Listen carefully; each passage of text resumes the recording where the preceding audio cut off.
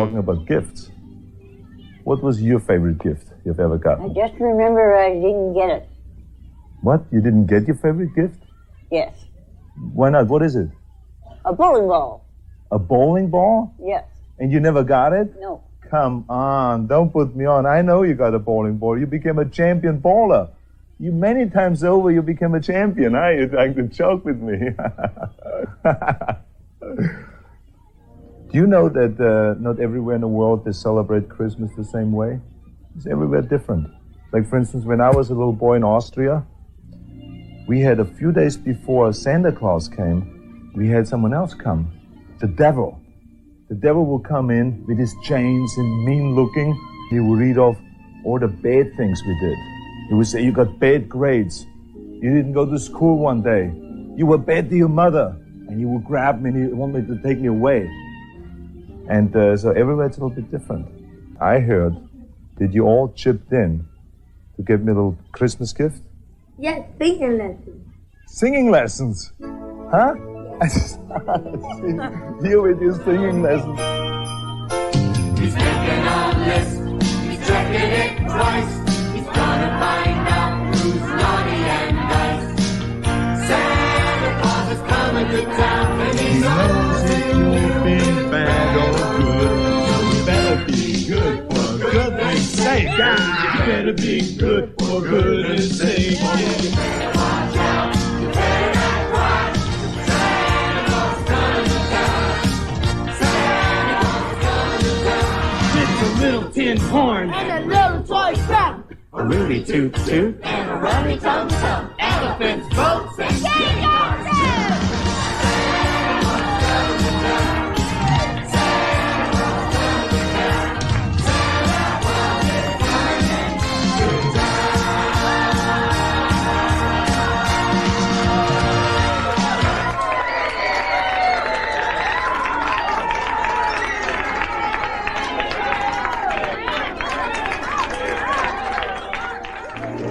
On video, the race is on. Nothing like waiting till the last minute. To buy Jingle all the way. Buy the one gift the whole family will enjoy. Ow. Arnold Schwarzenegger, Jingle all the way. Buy it on video today. Buy it now, indeed. Good evening, everyone. Ho, ho, ho. Let's see who's here. Matt's here. So, yes, Turboman, the toy we all wanted, yes. But was a very limited supply, apparently, so... And there you go for extortionate now. Hello, David. Yes, Arnold the Good Austrian. There's a film there he should have made. It's like Bing Crosby and David Bowie. Ram, pa, pa, pa, pom, pom. Let's get to the chopper. Yeah, so, Mike Tyson. Oh, Mike Tyson was on Band-Aid. Was he? The 90s was another planet. Yeah, I have no idea. I just found that on the internet. I have no idea what it's from. I can't tell if he's taking a piss or not. But welcome. So, yes, we're going to be watching Jingle all the way. And then afterwards, at about 11 p.m., if we're all good boys and girls, the director will join us for a quick Q&A. So, yeah, it was sort of booked months ago, and then the closer it got, the more it was moved around. But so, yes, I have the VHS, which the lovely director signed to my best customer. And then also lucky enough that it's still factory sealed. That's why we're watching the DVD. I think, yeah. The same poster. Oh no, I tell a lie. Can you spot the difference? This is on a postcard or in the comments. But we'll start this film because it's only short. Now, if I'm correct, there is an extended version, which is called the Family Festive version. That's a couple of minutes longer, but then also has stuff taken out. So we'll see how it goes. So yeah, man, amazing how this is as good as Friday night as any available tonight. Well, there you go. Ian's happy. Now, Chris Columbus of Home Alone fame did, what's he do? Because there's only one writing credit, but I believe it's from 2 stories that came out at that time. So you got Richard Mole. Actually, there's 3 characters here from the three actors from the Flintstones movie that Brian Levant did. And of course, this is very heavily Power Rangers and Buzz Lightyear, which are the two toys that led to this film being made. One of them, the others was Cabbage Patch Toys. That was 10 years earlier. A Brian Levant film.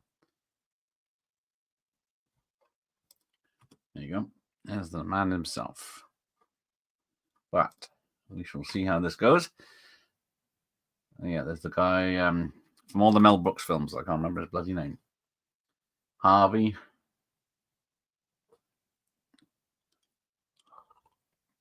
And Lisa Simpson is in the extended version. The Lisa Simpson actress.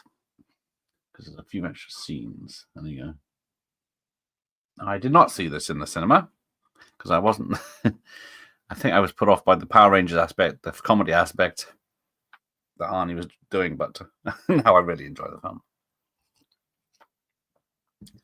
Of course, at that famous rock formation that's in every sci-fi film, especially Star Trek and even Power Rangers.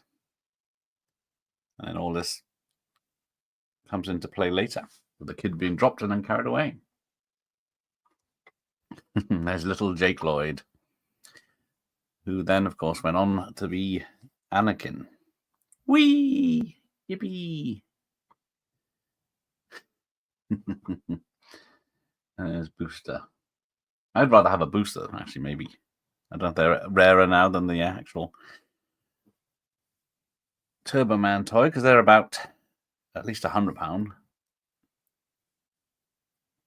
You know, 2 fingers, like a gentleman. And there's Mrs. Tom Hanks. Oh, hang on, my phone. What happened?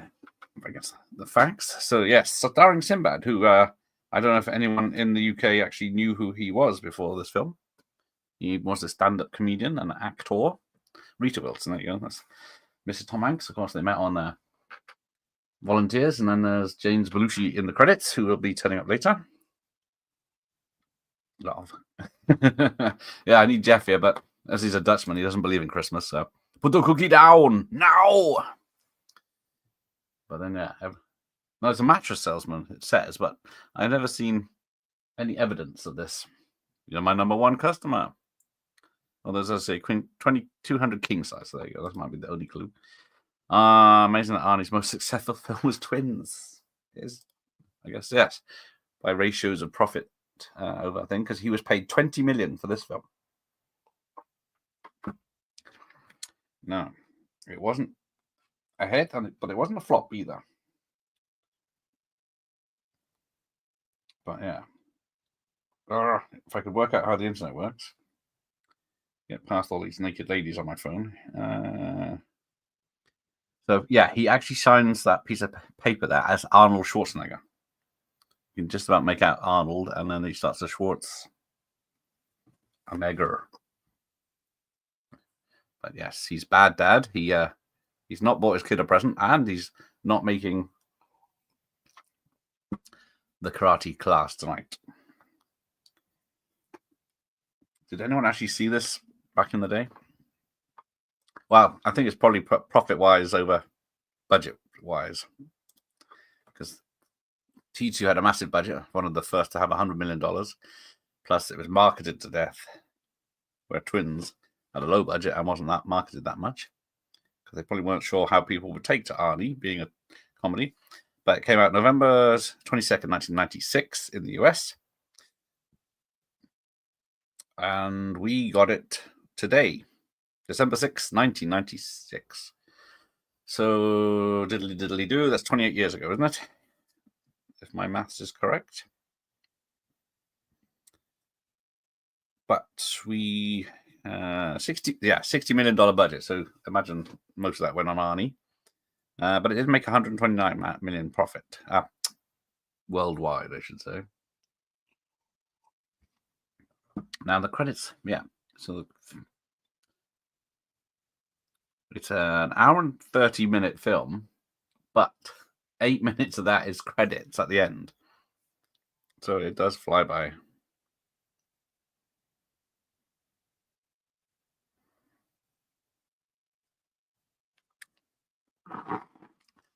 But there we go. I'm not sure how it was measured by Arnie himself. He says Twins was his most successful movie. But I'm guessing Terminator 2 might be his biggest movie in terms of scale and popularity. By 1996, the UK was actually getting Xmas movies at Xmas. Exactly. We were getting almost on time. It's not bad going. Only took many years. So yeah, there's only one credited writer, Randy Cornfield, who is responsible for Eight-Legged Freaks, Sweet Revenge, and a few others. Now, who has seen the sequel to this, Jingle All the Way, with Larry the Cable Guy? It's a very similar story. He's after a toy, but his wife's new boyfriend is buying up all the toys, so he can't get one. But of course, lessons are learned at the end. There you go. Never knew had a sequel. Yes. When did that come out? 2014. So was that 18 years later? But so yeah, it's not as popular. But it's the same as Larry the Cable Guy. Unless I think I only knew. What else did he be in? Yeah, so produced by Chris Columbus, of course, Home Alone fame, and Groomies, directed by Brian Levant. Fingers crossed we'll be here later. But yeah, I think it's a direct, because yeah, Larry the Cable Guy also did Tooth Fairy too. Like he didn't need another bad sequel. Yeah, no one from the original movies in the sequel or had anything to do with it. And there's the great Phil Hartman. See, I'm not sure. It doesn't say what happened to his wife, if she died or she went off with someone, but he's very popular with the ladies. Only 14 years for the sequel, yes. Oh, ho, ho, ho, ho, ho. So, yeah. So I wonder why it took so long for Arnie's character to be a good dad, because he's obviously had about 10 years or 8 years of bad Christmases. He can't be doing it for the money because he's not that. It's not that big a house. It's not like the Home Alone house where the dad's a accountant for the mob, as the theory goes. There we go, Turbo Man ads. A lot of design went into that toy. Yeah, it was supposed to make it look like a Power Rangers. Also, Arnie had to go into a body cast to get his muscular physique so he could wear the armor later on and then base the toy on that.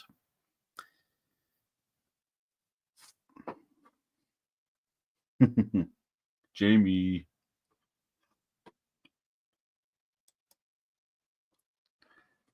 But there's a few Marvel references here. There's Captain America. There's a Hulk. He's got X-Men. Well, he's got Marvel bed sheets. And they all have to be registered in the credits at the end. Well, yes, there is an after credits scene for this film that does set up a sequel, which we'll get there in the end. Because, yeah, we're 10 minutes in already. And then Arnie goes racist with his Bruce Lee impression. Whoa! But yeah, Jake Lloyd's not buying it. I think his bedroom's bigger than my house compared to the other rooms.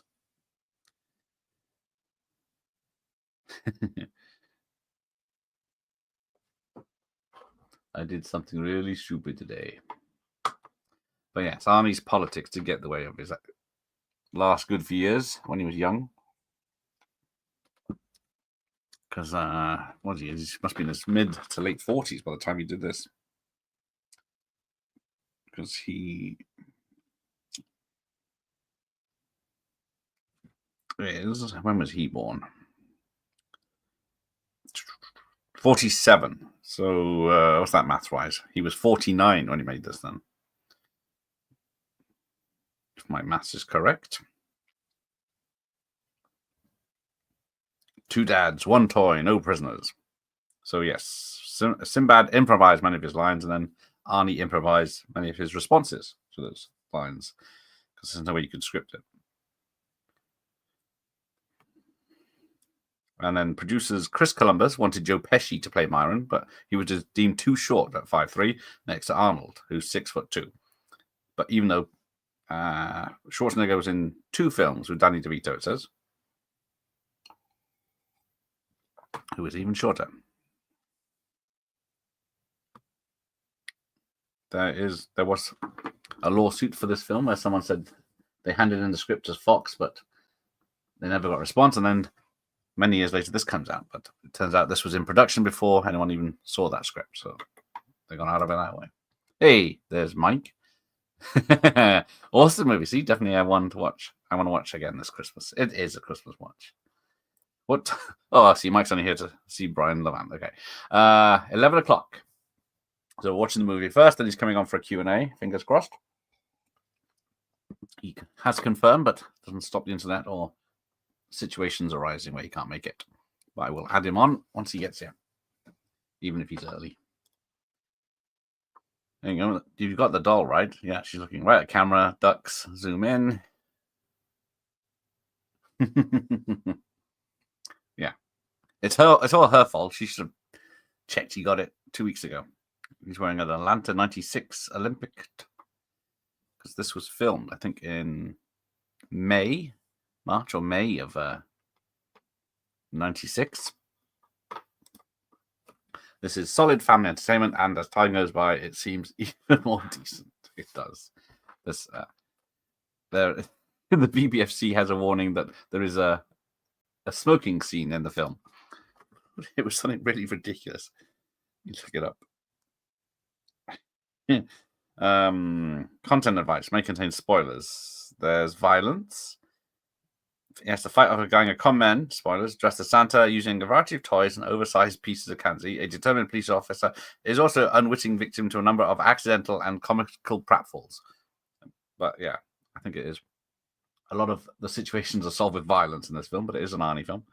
But there is a brief sequence showing a man smoking a cigarette, but this is not the focus of the scene, and the smoking is neither promoted or glamorized. But yeah, it's still a PG for mild comedic violence. But apparently I think there is one cut on the VHS. Not that I'm showing that, but there's nunchucks in the Santa fight, I believe.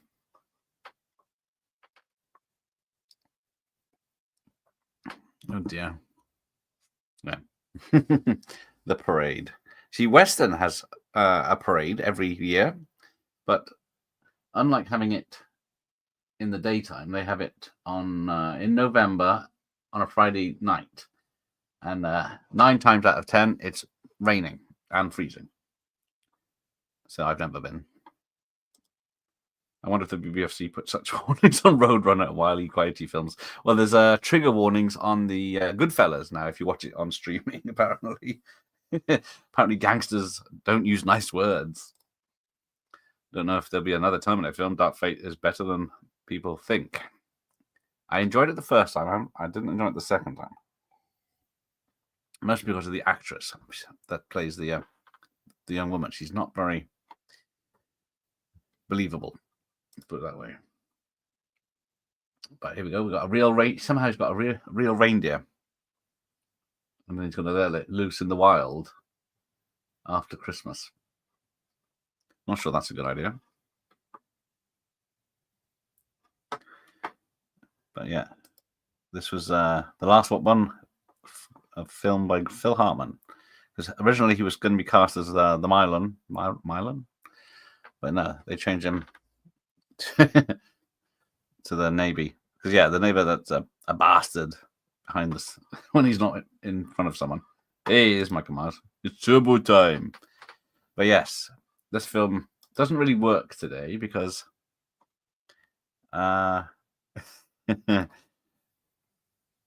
you wouldn't go to every toy shop to find.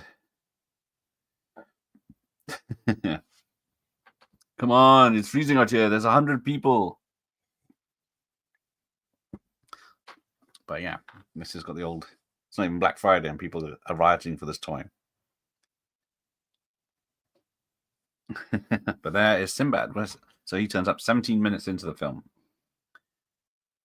But yeah, you just check online fucking now, wouldn't you? Or order it. Pre-order it even these days. Yes, there's lots of... I've been waiting for that one. I'm not a pervert. Wholesome family fun. The internet's killed off a lot of Hollywood's favorite concepts for the setup of a movie. That is true. Because how much has the internet or mobile phones ruined films? Can't do shopping comedies anymore. Mobile phones would solve 90% of all horror films. Oh, did that one. You got these big fat cats. So here's Sinbad doing his stand-up routine.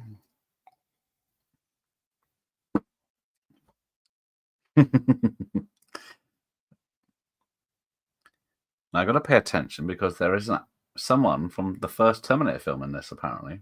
And I got to keep an eye out when they appear. Yeah, the BBC even found a bit in this one. Because, yeah, I think it's the nunchucks. But that's only on the VHS. Unless the family-friendly edition does have a bit more in it. More or less. Hang on, it's a long list, but we've got the time.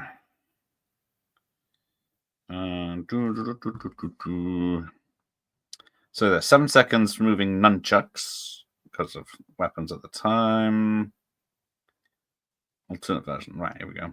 But the DVD release is uncut, so we won't see it tonight. And right, the extended edition, the Family Fun edition, which is most of the TV version, instead of Howard going right after the woman in the car, he first sees another woman, Yeardley Smith, Lisa Simpson, with a matching fur coat. He sees a Turboman package in her bag and offers her money. She takes it and walks away. He takes it out to discover that it's a Turboman psychic booster. He runs after the woman in the car. In the following scene of Howard traveling to different toy stores, the Jingle All the Way song is replaced by the Christmas song. A scene inside Howard's GMC when he driving to Santa's warehouse, where it shows Howard saying he is, we've yet to see a sign of that supposed Turboman doll sentence. The mall Santa doesn't sing Little Boy Who Cried, Santa Claus Forgot song in the car. Additional dialogue in the warehouse, as well as the mall Santa and the other Santas sing the chorus of Little Boy Who Santa Claus Forgot. The rock version of Jingle All the Way plays as Howard fights the warehouse Santas. A scene with Howard riding home in a tow truck after his car's been stripped, where he's rehearsing how he's going to explain what happened to his wife. And there's an alternate ending. Instead of the ending at the parade, the film fades to back when Howard's house as he turns on the lights of the Christmas tree and everyone is happy. Liz says it was so nice it's so nice that they went all but to get me that present. So what did you get me? It ends with a close-up of Howard looking horrified. This is the scene that plays at the end of the credits. An extra scene with Myron Larrabee describing the Johnny 7 OMA gun to Howard, which is a real thing, apparently. The mall Santa line, "That's not my bag," was deleted from the television because it's a sexual innuendo, and Myron's line of "a woman who slept with everyone at the post office but me" was changed to "a woman you don't even know where she lives anymore." There you go. Oh, poor baby. So this would be where the scene would be now. So let's see which version my digital copy is. Yep. So it's cut straight to, and then yeah, we see Yeardley Smith in this version, which I can't show you. Wait, lady. Oh yeah, I see it. Yeardley Smith. That's why she's in the credits. But yeah. Oh, she's got. Oh yeah, you can see it's booster in her bag. And then he obviously buys it. I'll offer you twice what you paid for it. Clockwise wouldn't work now. Please, we'll just get Nat to stick on his phone and go right to platform. Yes. because he gets on the wrong train, thinks he's on the wrong train. No, he gets on the right train, thinks he's on the wrong train, jumps to another train, finds out that's the wrong train, and then a series of situations happy. Oh, he's giving him his phone number. And then she walks away. But then he looks in and it's Booster. But then he sees, he bins the Booster toy. Then he sees the other woman and chases after her. There you go. She's got a massive Turbo Man sticking out the boot. There it is. So that's the only scene so far that's different. I remember ITV showed the Festive nunchucks, but they cut the bit where the mini Santa fries his ass with a taser. See, it's another Christmas film with a taser. I think, what did we have? Batman Returns. I think Lethal Weapon has got a homemade one with the battery pack. Die Hard 2 has a taser.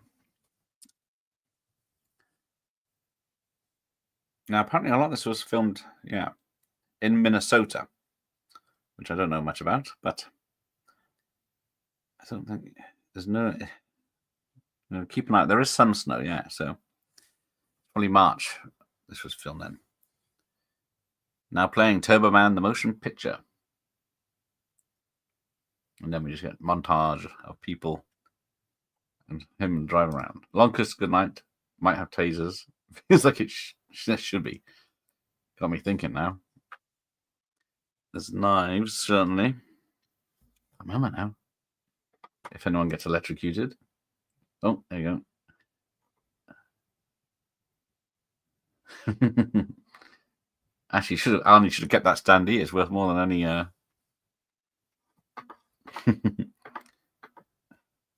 Well, it's definitely worth more than any. What's it going to be? Doll. But there's Phil Hartman. It's Christmas Eve and you're slaving over a hot stove. Is this the mom of the year or what? He's got his trousers pulled right up to his tits. Looks like you could use some of your me time. Or you time. So he's chasing her. He's got all the women in the street after him. I know, sugar cookies. Bake 12 to 50 minutes till golden brown. Yeah. Ted's got everything under control. I love this bit where he burns himself and then shouts at the kids. Ow! Pipe down in there. Apparently he turned up to set in his Ferrari, did Phil Hartman. Here's the cookie scene. Could you get Ted moans? Oh, excuse me, but your wife's cookies are out of this world. I don't know. Is that supposed to be a euphemism? Cookie woman? Yeah, Arnie's using a payphone as well, so. Another reason. I think she's in the shower. Should I go check? No. Well, cookies do look delicious. I hate Ben. All these cookies. I gotta get the recipe from Liz. Put the cookie down now.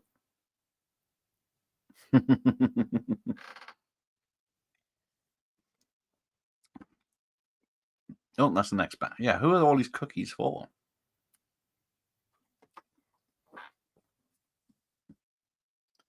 But yeah, who happens to be just down the road? There it is. It's Byron. Myron. Not Lord Byron.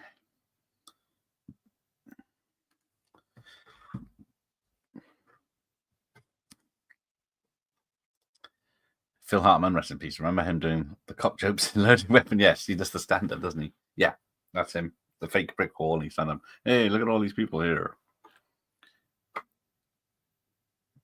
Like Ike and Tina. Oh, no, not like Ike and Tina, because she left. Because I think the only other Sinbad film I have is First Kid, which is based on about the president's daughter or son or something, and then Sinbad's a Secret Service agent.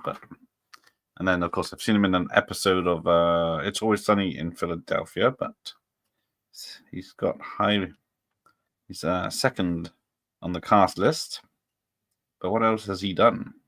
Jingle All the Way, Good Burger as Mr. Wheat, Coneheads, and First Kid. Oh, that was also 96, so he had a very big year. I've been hearing these SNL-based podcasts, and all the former members praise how Hartman was so much more talented than any of them. Yeah, I haven't seen any bad things about him. And then Sam's times what happened to him. Because, hey, Gregor's here. Arnie should have punched Sinbad every time he appeared, like Ned Ryerson in Groundhog Day. Yeah. Oh, he's just knocked over a police bike. So there's Good Burger 2, but he's only the voice in that. Or is it an animated film? He just appears as himself a few times. But he's a lot of TV shows. But I don't think there's anything I've actually seen him in that, apart from this and Sunny. Homeward Bound 2 is one of the voices, but I haven't seen that. The remake, of course. He had his own show where he did 24 episodes. He's a small part in Meet Your Man, so I have seen that, but I don't remember him. I've seen Coneheads and Necessary Roughness. Oh, yeah, I remember him in Necessary Roughness. But that's about it. He's a writer. Mostly his own stuff. And a producer. So the guy's using the Fisher Price radio karaoke thing to make an announcement. Now, how stupid is this? They've got bouncy balls that you take, and then if you catch one, then you get a Turbo Man. So this is where it turns violent. But then surely it's a toy shop. If you're smart enough, you could run around to where they sell them and just get one. I don't think they're marked or anything. And then, yeah, they double the price. In all the shops, people are laughing. So they start by handing out the balls. They must have hundreds of these toys. But then they just chuck them. And then violence ensues. But yeah, everyone reaches... all the balls hit the floor, but then everyone just fights over the ones in people's hands when there's hundreds of loose ones. Arnie should have just punched... oh, yeah, I don't know. Sinbad did that Shazam movie too. Ah. Did I see Shazam? I think it's the alleged Shazam movie. House Guest. There's no Shazam in this list. When did that come out? First Kid had real problems in the UK. The showdown in the shopping mall was cut to pieces on video. Oh, that'd be interesting to find out about that. But here we go. He's got two. He's got two. Yeah, so there's one bouncing away now. He's been maced. And now he's chasing a bouncy ball. This is the man who was Terminator 2 4 years ago. And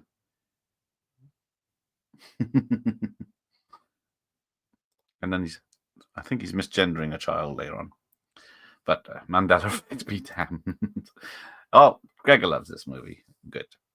It's great. It is fun. It's short, fun.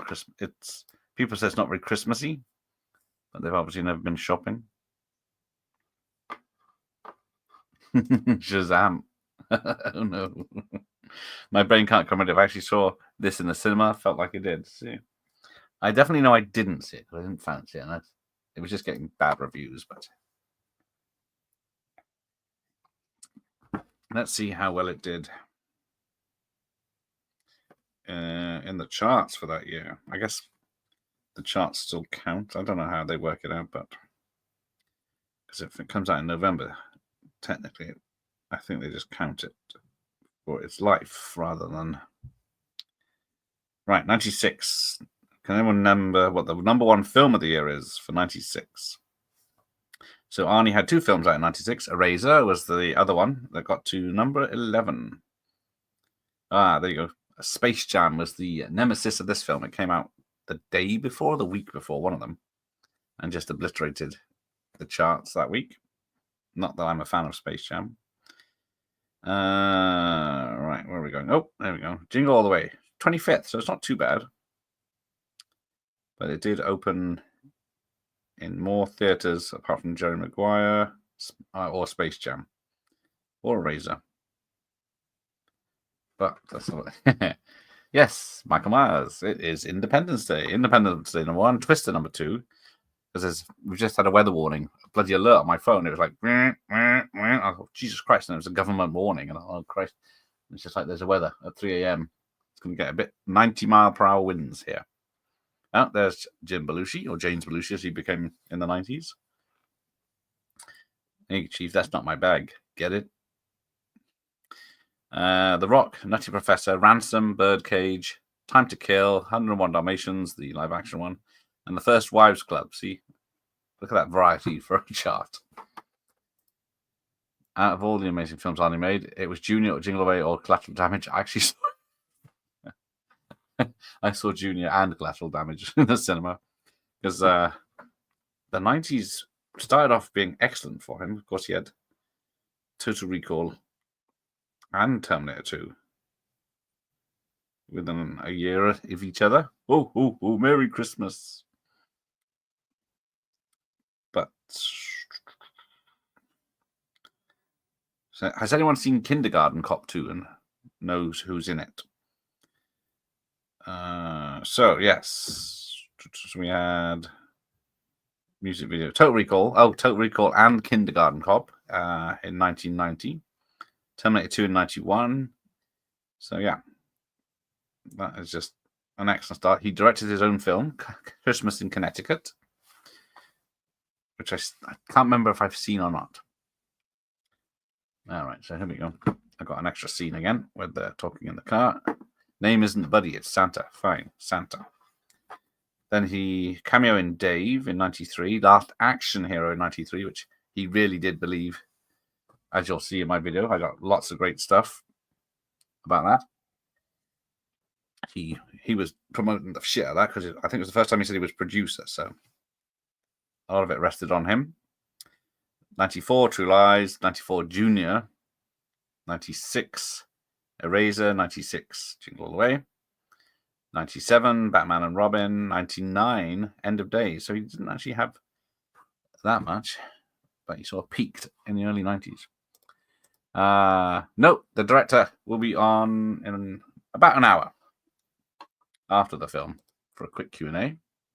And he has a book out. If you are a Happy Days fan, you will like this book.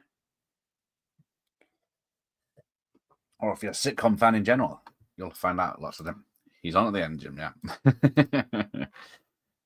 He hasn't said he won't be here, and he's been on a couple of times now, so hopefully we haven't seen June's release. I have it on DVD. Yeah, see the light of day. Jingle bells, Batman smells. Oh, shit. I've got to catch up now. So there's Vern Troyer. He's listed as stuntman in this, but he is the little person that gets punched across the room.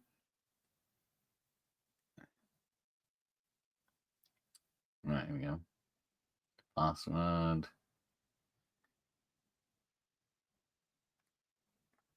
Oh, shit. You're not my thing over.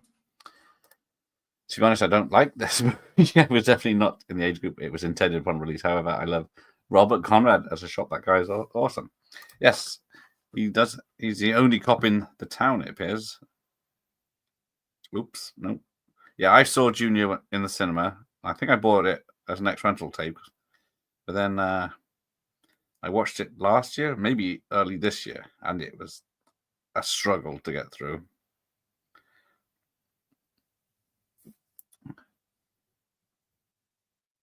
In the making of, there's a very interesting making of. Robert Conrad said he was the only man tough enough to take Arnie in. But yeah, I think he's one from, where is it? He had a lot of tough cop movies, TV movies in the 90s.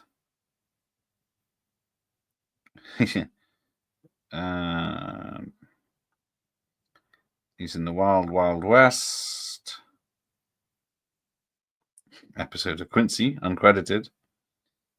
But yeah, a lot of TV work. I don't think of anything else I know him from, but I can't see it. I actually quite enjoy the Flintstones movie too. It's a fun vibe. Yes.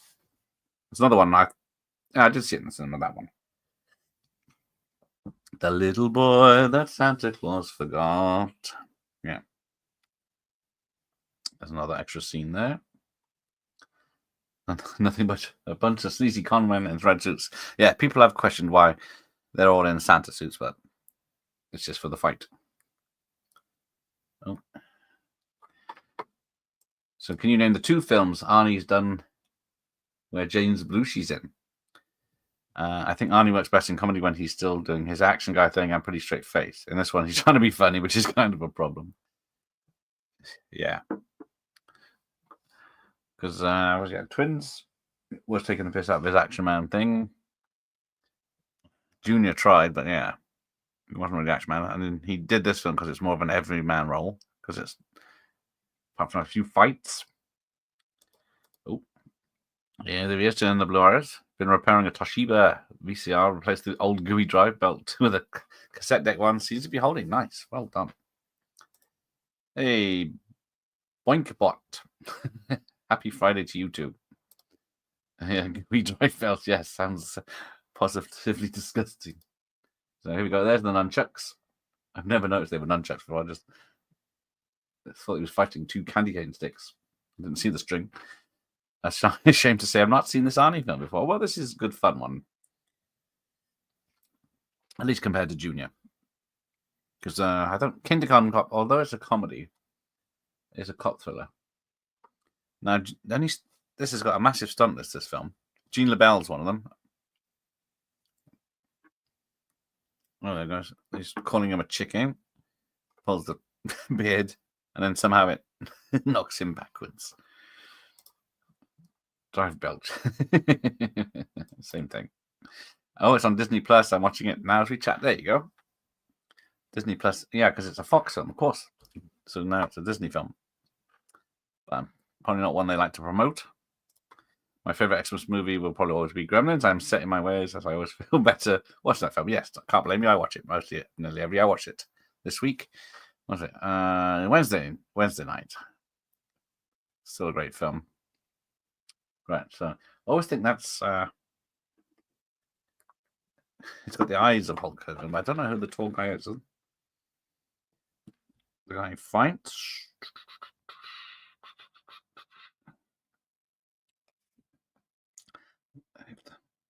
If the director turns up, I'll have to ask him. Where's my internet always slow when I go to search for something?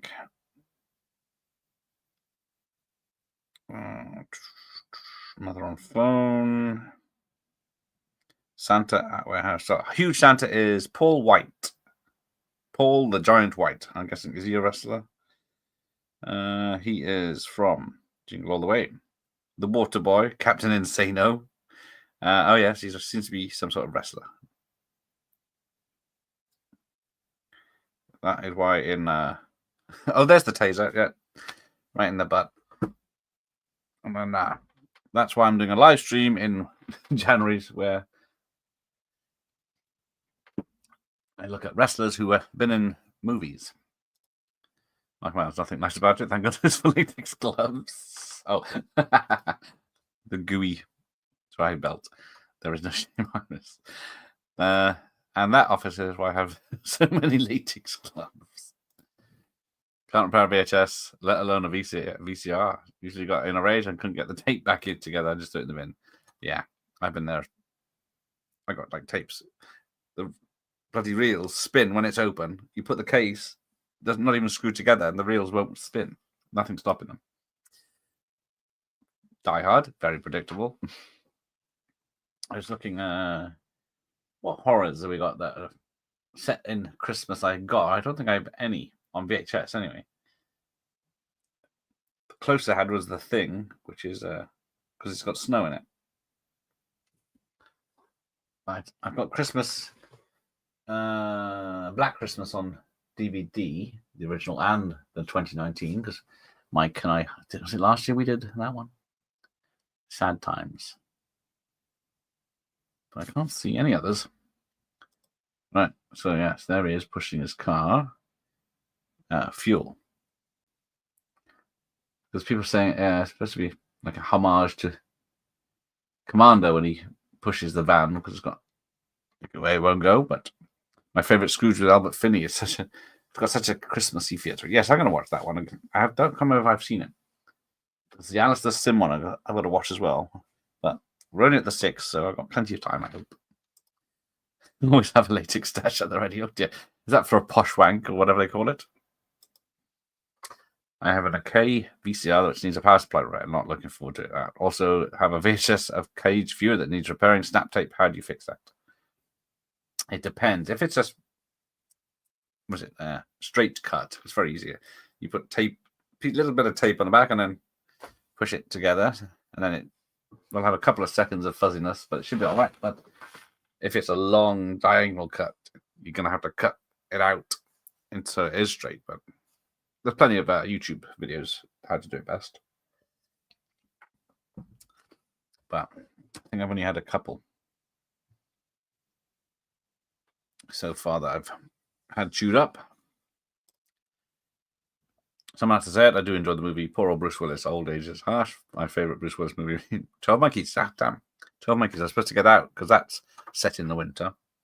Thank you for reminding me. Point what? Silent Night, Dead Night sadly never came out on UK VHS, assuming as they were aware it would have problems. Yes, that's a good point. Or did it have a different name? No. Slumber Party Massacres, wasn't it? That had a different name. Was it Slumber?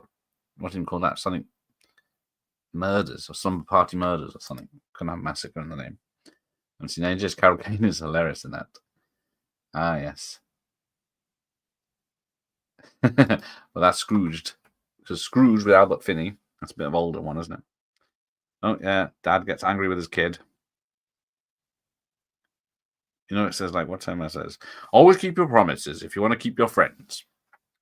Enough of the Turbo Man, okay? I think, what's this, the third scene we've had with Arnie on a phone on his own? Now get your mother. Oh, he's remembered that he's talking to his son. Did successfully fix the occasional snapped tape using the exact method I just mentioned. Remember, Cage Fury didn't have the silver cover.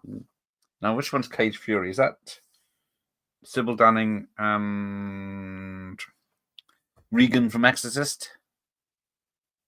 Or was that a different one? I don't think. I watched that the other day. Don't Open to Christmas has been showing on London Live, uncut, I think. Yeah, it's ridiculous what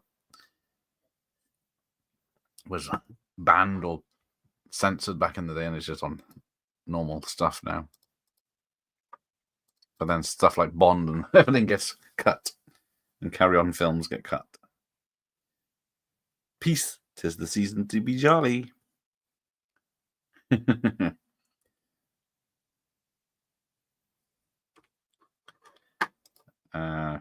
12 Monkeys one I tried a few times, but I just can't get into it. I think it's Brad Pitt. There's all his ticks that puts me off. Yeah, I loved it when it came out, but I haven't seen it for a while. I did try the TV show, but I know it ran for 3 seasons, but I think I only got a few episodes into the first season.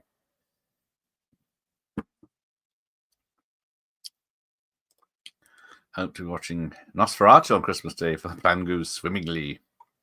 Well, I'm not interested in the new Nosferatu, but I'm not a big fan of any of the Nosferatus, really. Sybil and Blair, that's it, was in Chained Heat.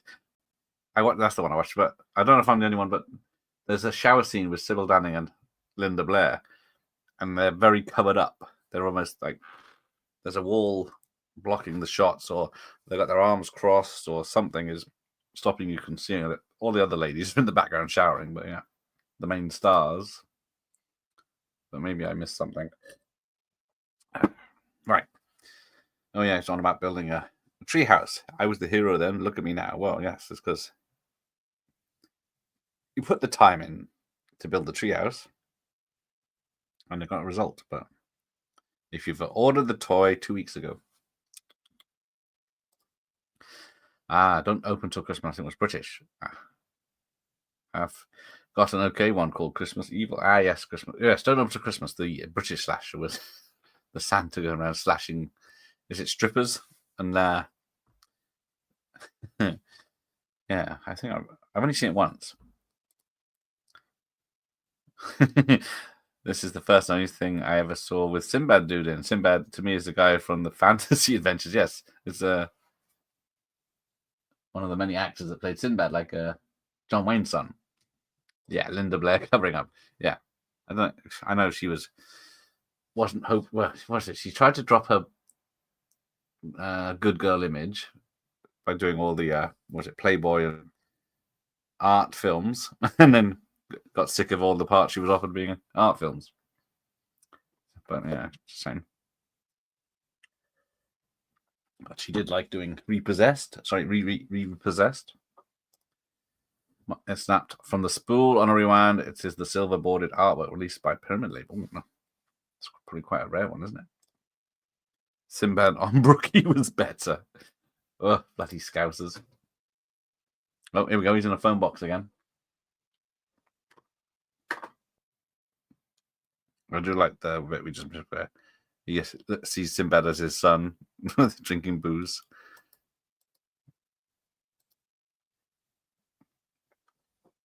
But here we go. It's a fight.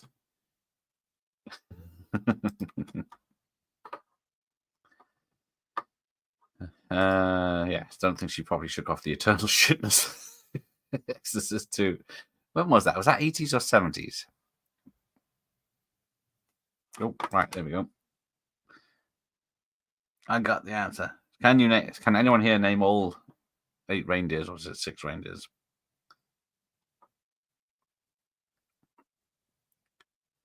I wonder if someone had to decorate this place with snow, or if it actually was there. A question we'll hope to find out later. Had the Tosh active on the bill in it for about 5 minutes. That might be why I remember it. This Tosh had the big tash, didn't he? Dash and Dancer. There's 2 for you. But yeah, so Arnie breaks a lot of laws in this film. He's already been pulled over for going down the wrong lane. He crashes the policeman's bike. He smashes the door and harasses the DJ.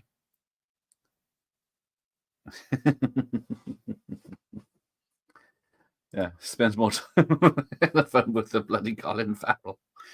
Yes. Help, I've got a madman. Dasher, Dancer, Prancer, Vixen, Donna Dixon. But yeah. It did have Tosh in it. Here you go. I have to give that. So this is another joke that was wasted on the international audience, I guess. Sinbad saying he has a bomb because people were posting lots of bombs back then. I'm not sure if anyone can go for that. I know there was the going postal thing in the early 90s. But that's what I remember. The silver cover on Pyramid. Ooh, nice. Hang on, see if I can look it up. The UK release. Oh, there we go. Right. Caged Fury. So I watched that other Sybil Danning film where he has a team of super spy women.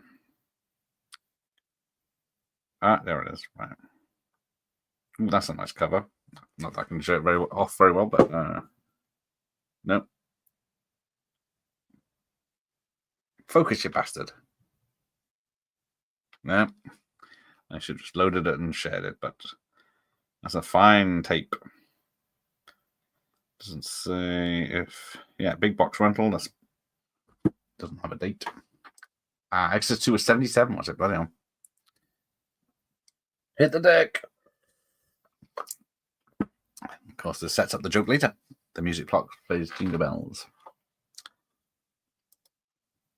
But where are we? I've been under pressure. So yeah, he's threatening bomb threats.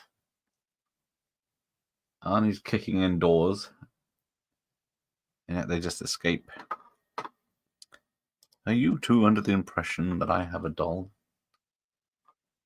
We'll get a doll eventually.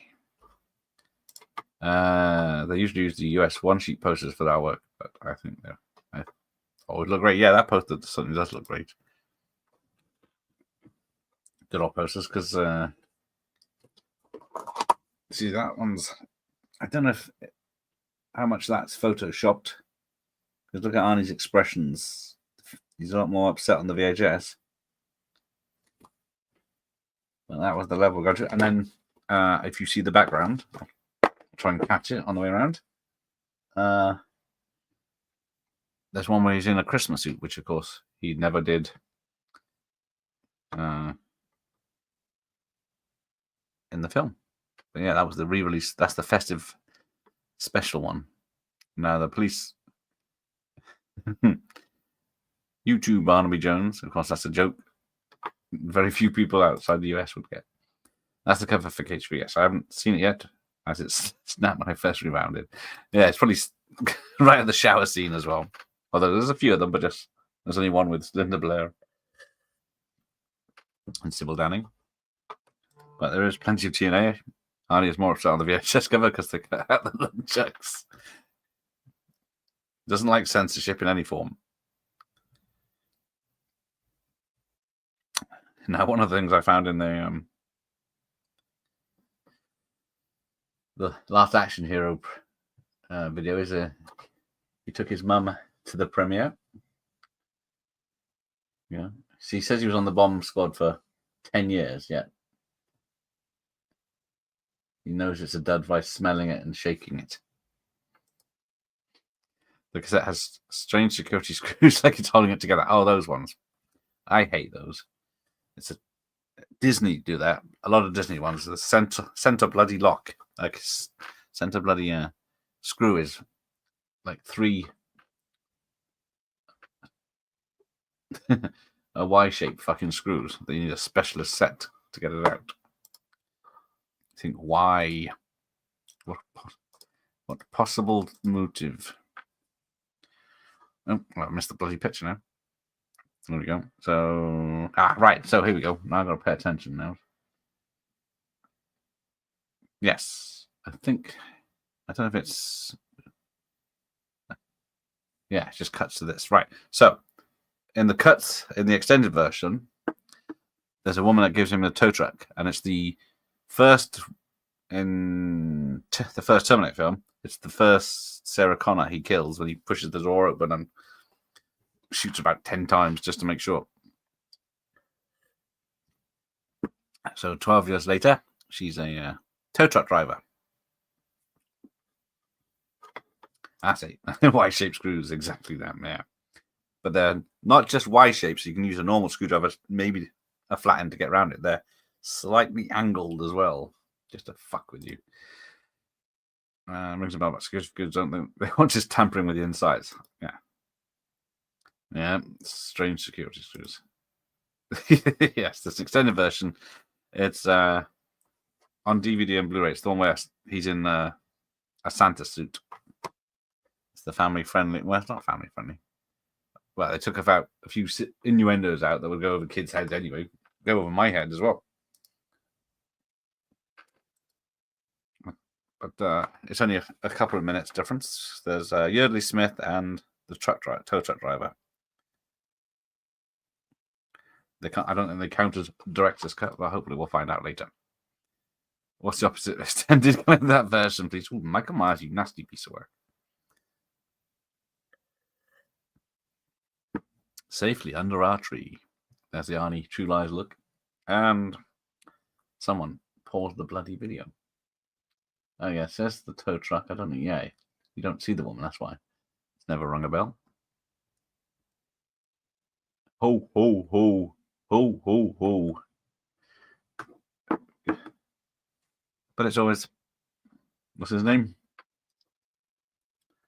Howard, who puts up the star on top of the tree.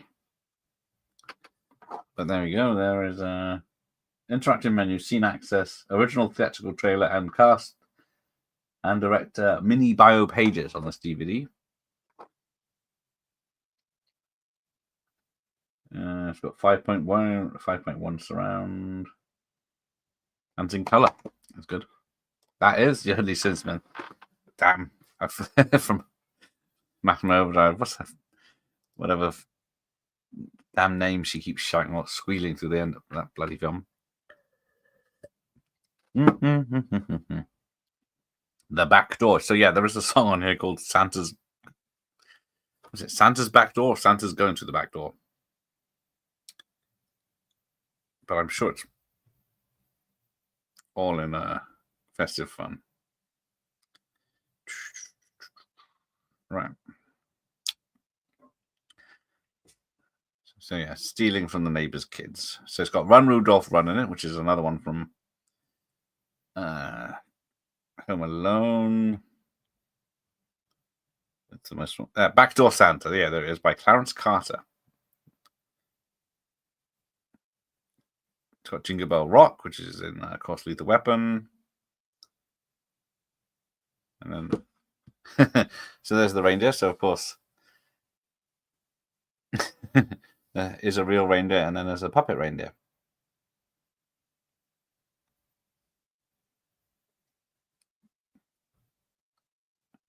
I will give them. It's a very convincing puppet.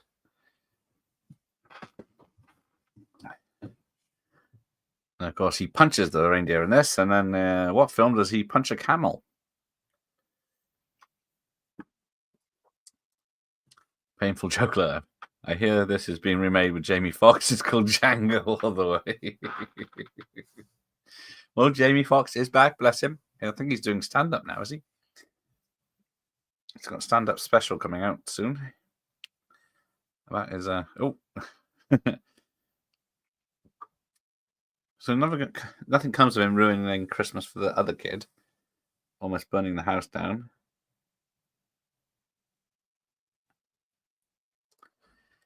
Conan 1 and 2. No camel is safe. And look, she's got the Friends hairstyle. Whatever her name is.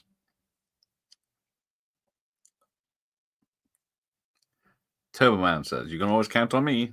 That's Johnny's Turbo Man. What? It's not what you think. Yes, 2 weeks. He got his Turbo Man weeks ago.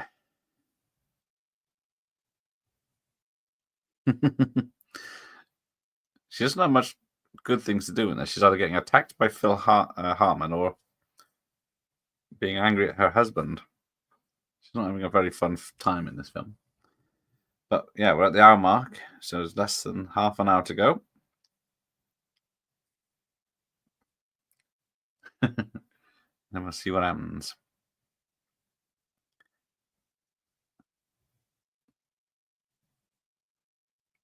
Right, we're going to the parade. So apparently the parade in this is, they had to design a lot of stuff for it as well. So they've got Rock'em Sock'em Robots and some Sesame Street characters and all sorts.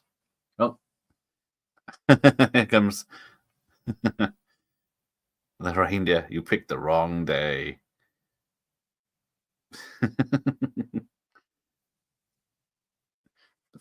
You started it. There's Pretty Boy. Hello. Just in time for the parade. Gobbler's Knob.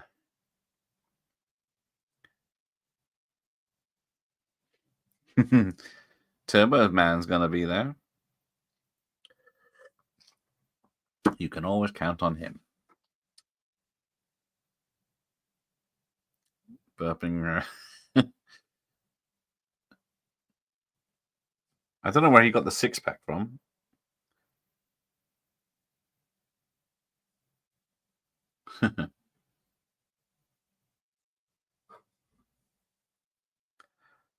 But there's a blue character there. It looks like the Tick in that drawing.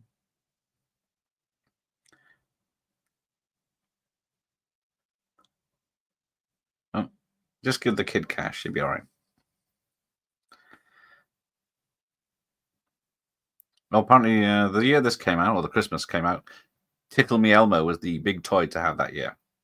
which also went with a lot of situations where people didn't get one. But yeah, they had to put on this parade, and this is in the Fox New York set, Fox Studios backlot. And then if once from the overhead shots, they did matte painted in more things, and they had thousands of people, extras as the crowds, of course, shouting and cheering. So it's the 12th annual Twin Cities Holiday Parade.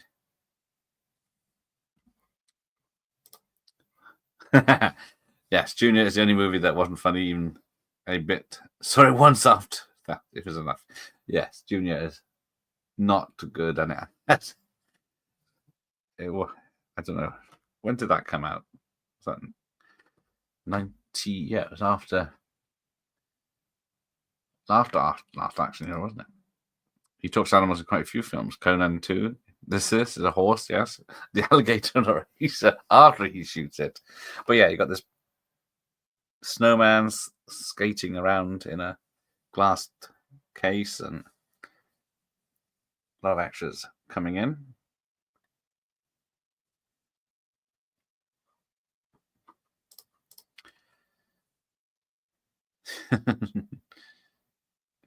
So yes, the kids, just a couple of 8-year-olds wandering off into the crowds of a massive event in the city centre. Yeah, we'll meet you there. Ah, yeah, there's Barbie, there's Snoopy, there's Rock'em Sock'em Robots, Crayolas, Turtles.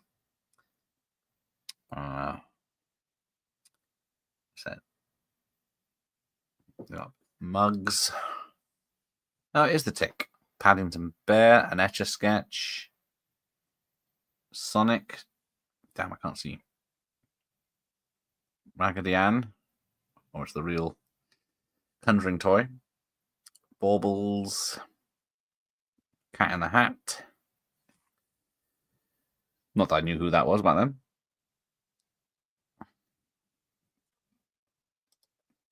Dr. Dolittle, yes. He's at least he's not shooting the animals. Apart from the alligators. Kindergarten Cop is his best comedy. That's a good one, yeah. I don't know if it... Is it a thriller? Comedic thriller, though? It's got more thriller by the end. It's a bloody long film, though.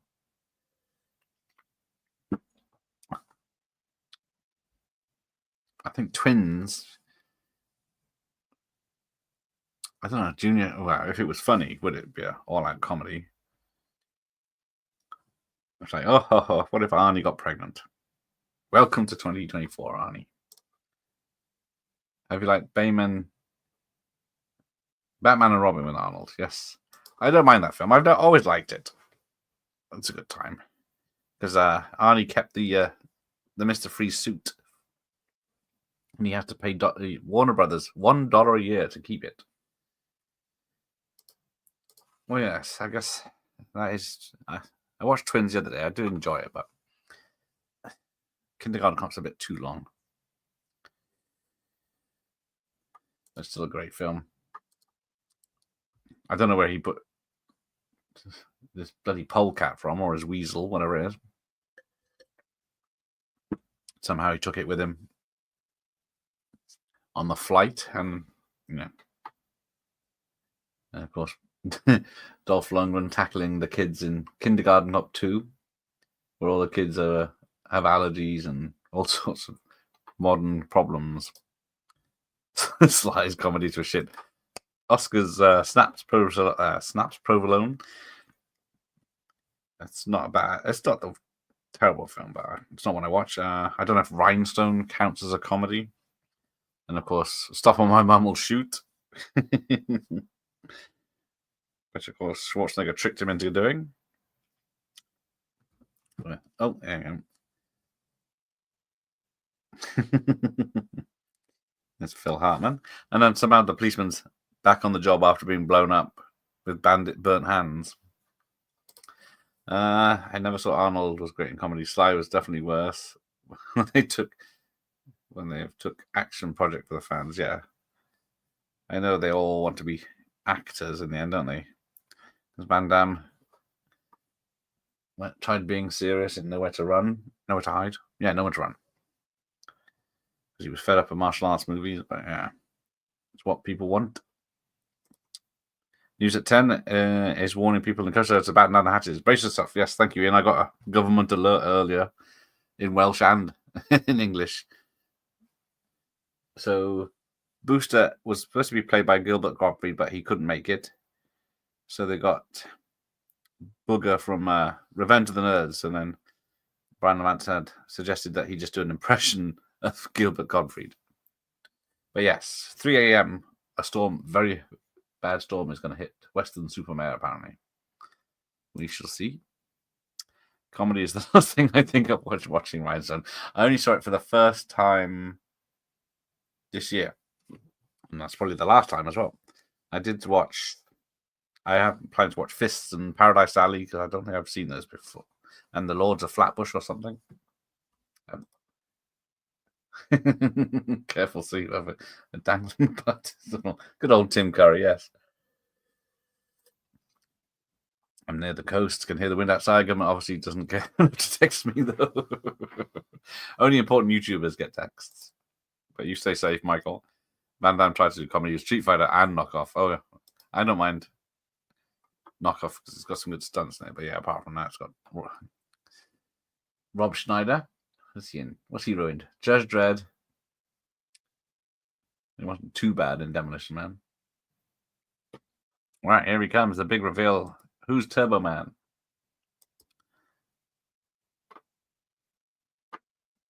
So apparently a lot of the flying stuff that is Arnie, as you see in behind the scenes, it's him when he takes off. It's him doing low-level flying with down the street and spinning and stuff. But obviously when he goes into space, it's digital effects with Arnie on a green screen falling backward. It's not even falling backwards, he's just standing there with a blue screen and then going, so they doing later on. Paradise Alley isn't great. Yeah, this is why I've never seen these films. There was a fire alarm at the cinema when I went to see Knockoff. We were all relieved when we were kicked out. Many didn't bother trying to go back in after. Oh dear. I've never seen Rhinestone by Stallone. It's he's miscast, basically. You don't believe, because you see Stallone with his big Rocky III hair, and it just trying to sing country western songs, and it's just not believable in the slightest. A special edition Turbo Man. What's the special about it? Awesome! Oh man. Van Damme's attempt at comedy was worse than Sly, but at least he still blended them with the action. I will defend, what was it, Welcome to the Jungle he did. He's only a small part as the where he takes a group of office people to an island to make them tougher. It's a great bit when they use he's got multiple IDs. One of them's was it Jean-Claude Van Barenberg, which of course this is his real name. Forgot that Sly's Oscar has there is a god Nella Muti in it. Yes, of course. She's Stallone's wife, of course. And then Marissa Tomei as his daughter. Pick a kid. Pick me, pick me.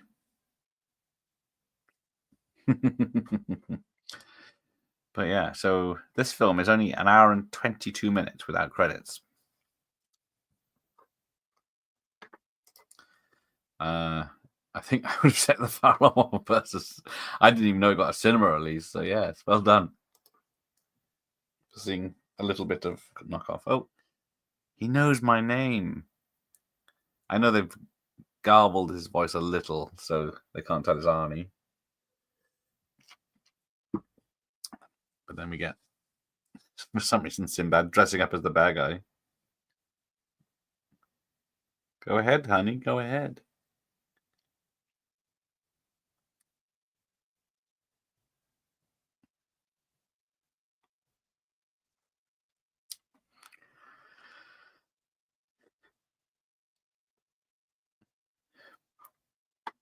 Ginny. That's a massive toy. It's almost as big as him, isn't it? I think they had 14 inches in the usual size one, which is big enough. I'm your father, so yes. It's supposed to be a Star Wars joke here. Of course, Jake Lloyd went on to be in Star Wars. But I don't know how Sinbad's ziplining in. Dementor. Crowd booing. Oh, shut up.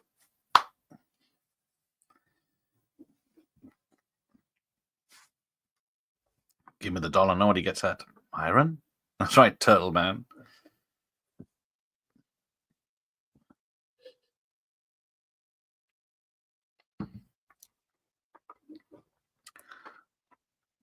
So yeah, all that float, which is a mini city, has got little cars running down it and everything.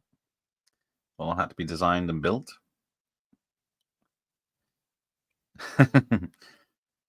You know what? Nobody likes you, Booster.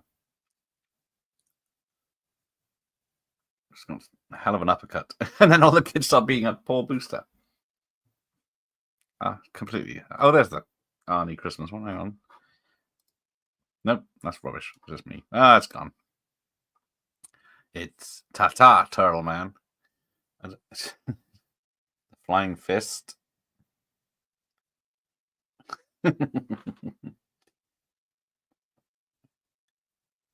This looks like Demento has beaten Turbo Man. This could be the end of civilization as we know it.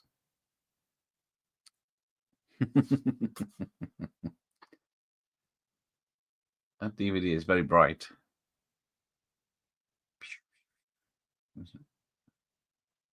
I do like how they got a real working jetpack for this parade. Not watching Arnie do this is not good. It appears Turboman has saved the day. Oh, there we go. The demon team have turned up. Dementor's evil henchman. And kicks Sinbad in the balls. High-pitched squeal. Squealing continues with the crowd cheering. Don't you know the choreography?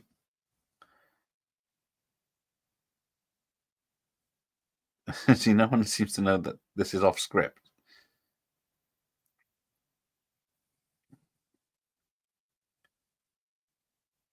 Now Arnie starts real fighting. Who's going to win this one?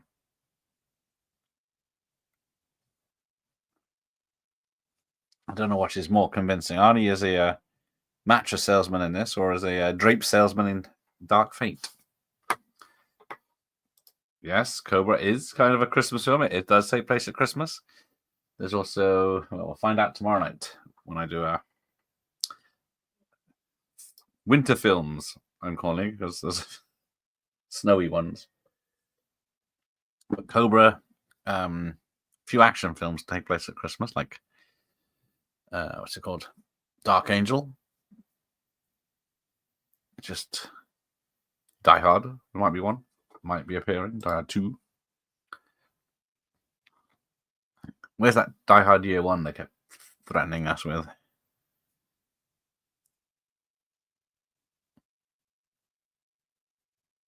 Yeah, where is... We got poor kid climbing up a roof and then up a decoration on the roof. And then people have said that this is why a 90s Iron Man wouldn't work. It's turbo time. Whoa. There you go, yes. Computer hardware salesman in True Lies. Least convincing jobs. Although, what would a person do after Mr. Universe if...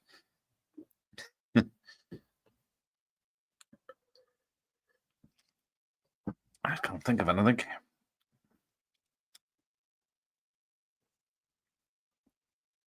Although, I've never seen a computer hardware salesman or a mattress salesman or anything like that. They're 6-foot something muscle men. But they must exist, I'm sure. Is Cobra the one where Brian James is doing a bit of a Dick Van Dyke accent? That's Tango and Cash. But I am offended by Brian James' Cockney accent in that. I'll call the governor. I don't know if I have played the Too Nice SNES game. I've just been looking at the last Action Hero game, and I think when they started to make it, it was going to be a Arnie shooting people game, but then people's times changed, and it was going to be a kiddie-friendly film, so he just punches and kicks people. They would launch their own fitness app called The Pump, in which Arnie has done this year. There you go. Does he shout at you in German?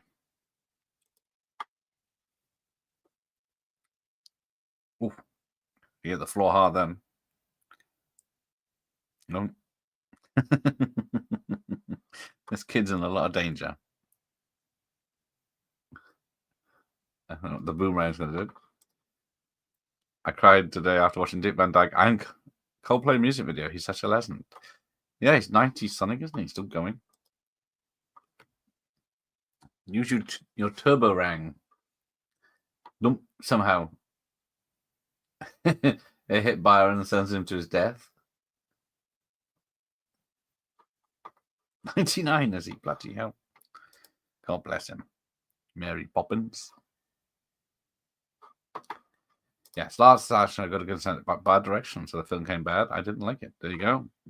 It apparently only had 7 months production time from getting the go-ahead to getting it into cinemas. I think it was only 7 months. I got a nice interview with John McTiernan about it, and it's no problem. You can, I can do that. Oh, Fifth Element or Armageddon. I like Fifth Element more. But I don't watch either much. I used to love Armageddon, but the effects haven't held up as much. Well, the effects on Earth, the space effects are pretty good because I've got the dark to cover it.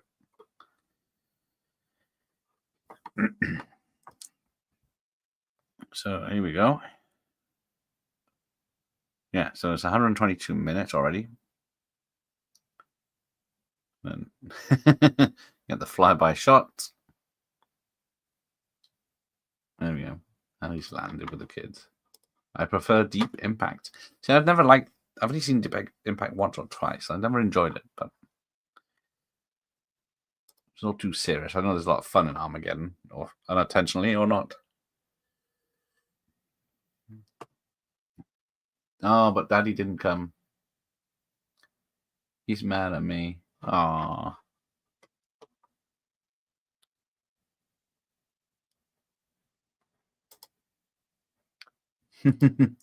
He loves you more than anything in the world. You're his all-time favorite. How can she not bloody see it's Arnold? Howard? I'm not going to go too much into it.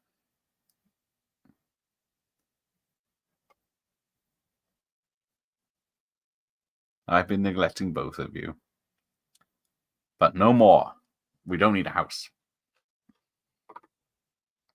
What's going on here? Look, Jamie's dad is Turbo Man. Let's get out of here. Dad, you smell like barf. Uh-oh. So yeah, apart from Arnie's going to need to work extra hours to cover all his legal bills for all the problems he's done. One of them was impersonating a police officer, which is a minimum, apparently, of 1 year in prison if you do it in Minnesota. And Sinbad's definitely not coming out of jail anytime soon for all the stuff he's done. He's nearly killed a kid in front of a crowd of people. But so he's getting taken away by the police. What am I going to tell my son Christmas morning? You're not going to see him. Like many actors in horror movies, End of Days, Detox, Death Warrant, Sixth Sense, yeah, they all tried the hand, only once or twice. Although, End of Days takes place after Christmas, doesn't it? But it's a New Year's film. Deep Impact and Armageddon made me think of Deep Heat and limited edition creams. Is that part of their marketing ploy? But yeah, I got the real Turbo Man at home. Yeah, that's how he feels. He doesn't get to keep the costume. Cheering, shouting from the crowd.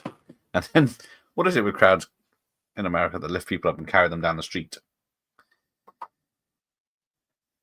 I was like 6 days. Replicant was a bit too serious for me. It wasn't as fun.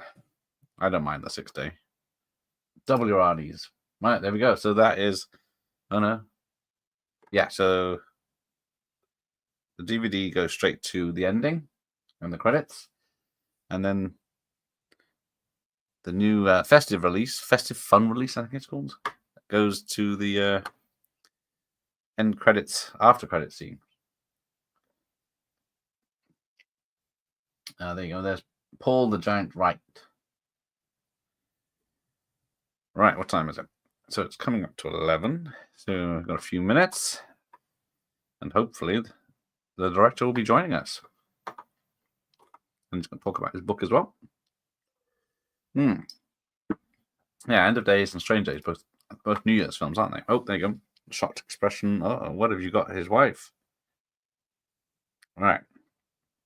Jingle bells, jingle bells. Jingle all the way. Right. Single mother Judy, single mother Mary. Sensei assistant. Chris Parnell, this is his first part. You may remember him from Anchorman and others. Toddlers, a couple of twins, angry moms, Santa's in the warehouse, Robert T. Clark. I don't recognize any of these names. I had a look yesterday when I watched this. What is it today? Curtis Armstrong was Booster. That's him. But apart from that, stunt coordinator is Joel Kramer, and then there's about 50 stunt people. But apart from Vern Troyer, who was uncredited as an actor, but is a stuntman, and 2 pilots. I guess that's for the aerial shots. Oh, Strange Days was predictable. I can't remember. I haven't seen it for a while. Wasn't that from the director of Point Break, Blue Steel, and etc. Stuff I can't remember. Dashing through dashing through the snow, as it says there. Dashing through horses. But Turbo Man, Dementor, Booster, and Demon Team characters designed by Tim Flattery. And a whole lot more he did. And now Robert Kurtzman, the special effects guy, did some stuff in this film as well. His company's credited, and so is he, but it never tells you what they did. Have you liked the Point Break remake? It shouldn't have been called Point Break. It was pointless being called Point Break, but it's the first half I don't mind, but I think it's silly. I have to remind myself of Replicant, but I do like 6 Day. I've got Replicant on extra onto VHS that's cut down to a retail packaging, which is a nuisance. So yeah, the reindeer is provided by Steve Martin's Working Wildlife, which I'm guessing is not the Steve Martin, but a Steve Martin.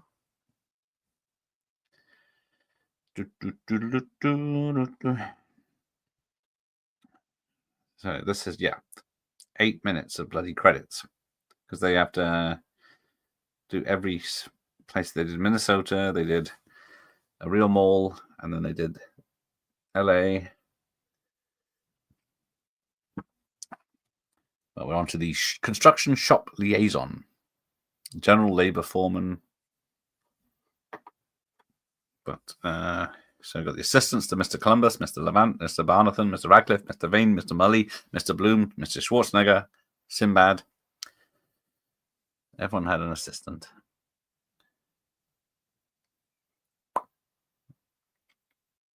Oh, here we go. The great director has joined us. Hi, I can't hear you really. And can you hear me now, sir? 1 second. Hang on. Here we go. What? All right, let's try this. Hello, sir. Your mic is muted now. Hang on. You're muted. Can you hear me? Oh, your mic isn't connected, it says. It says your mic is off. I can't hear you. It wouldn't be a live stream without technical issues. I could hear you, and then your mic went off when you plugged something in.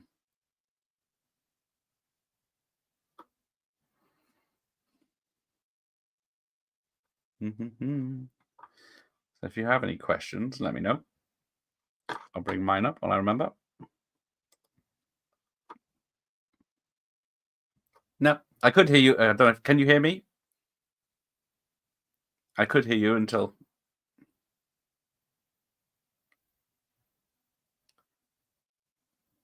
No. It says you're muted. It says your mic's unplugged on my side. How's it? How's that? Fine. I'm not familiar with StreamYard. There was a mute switch. Thank you. No, welcome, sir. Thanks again. I'm so sorry. No, it's wonderful to have you here. Did you watch the Family Fun Edition? I watched the Family Fun Edition. I prefer it. I prefer it. Like I said, I got the VHS. Of course, you signed. Yes. Thank you very much. And I got the DVD. Okay. Which is what's playing in the background, and then we got the Family Fun Edition that I was streaming to watch close up. Very good, very good. But welcome. So yes, so the film has just finished. So we're in the credits at the moment with the songs, and then we get the after credit scene, which of course is before the credits. No, the Family Fan in the other version. Yes, exactly. Oh, so you are watching the original? I'm watching both. Oh, okay. Now, who else is on with us? We've got people in the chat.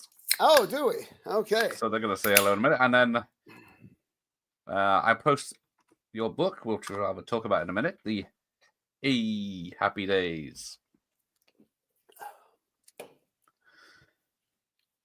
But while the after credit scene's coming on, was there ever an idea for a sequel based on not getting his wife a present? Not to my knowledge. No, it was just a joke at the end of the film. Well, no. I think had we done a sequel, that would have been it, and do it in real time. Right. Like 24. Yeah. Oh, there he is. Good old Arnie. But does he go back on his promise and just go back to work all the time and ignore his son? What do you think? The guy who in real life slept with his housekeeper. Yes. But so there you go. There's your new book. The link anyway. Lovely, thank you. So anyone can link on that. It'll be in the description as well for people that watch. So there's Amazon Europe. Okay, cool. Yeah, I guess. All right, I got to send someone. It'll take people to whatever country they're in. But yes, a visual history of American television classic, which has just come out.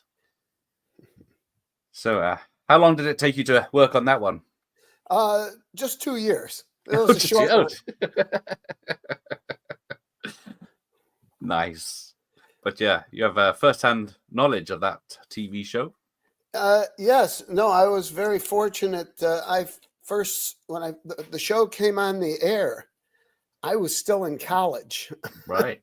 I had a year of college left, and I was walking out the door to go on my third or fourth date with my wife of 48 years now, and my mother said, "Wait, there's a new show coming on you might like. It's from Gary Marshall, from the Dick Van Dyke Show.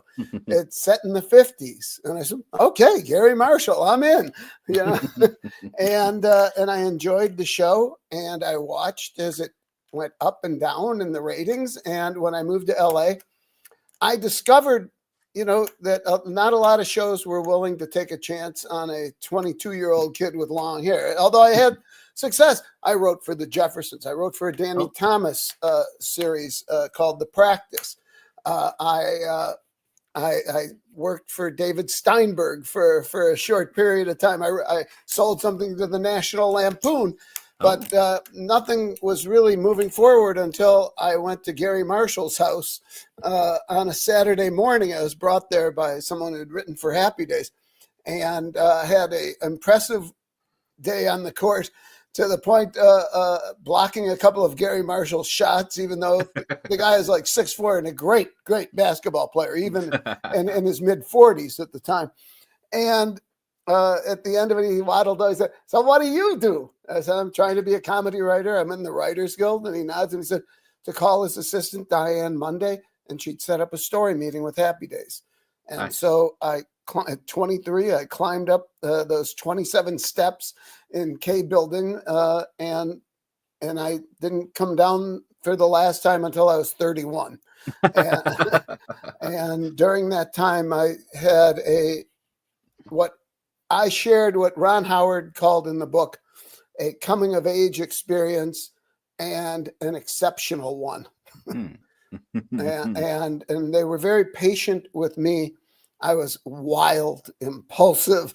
I was having the time of my life. I was wild with the hunger to create, and I was working on the number 2 show on television, and there was so much to learn. I say now that Gary Marshall was running a teaching hospital for young comedy writers. Right. And we were doing surgery, but rarely did the patient die.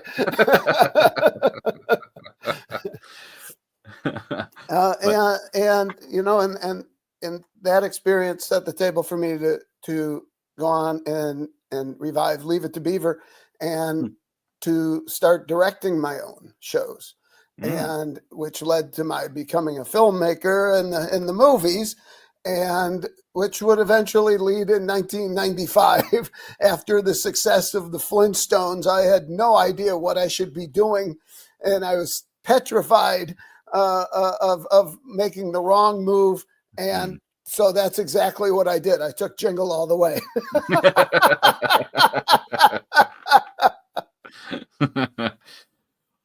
Well, it's much more appreciated these days than it was back then, wasn't it? It's certainly, this has been, I can't tell you what an interesting and unusual ride it has been. That the film, we did not test very well. I was very surprised there. For instance, at the first preview, the scene in the Santa warehouse drew spontaneous, monstrous applause at the end of it from the audience. You know, and then at the next one, it got nothing.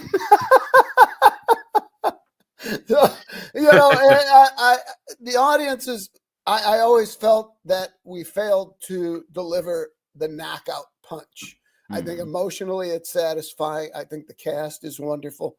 I think it's a very well-made film. I think that we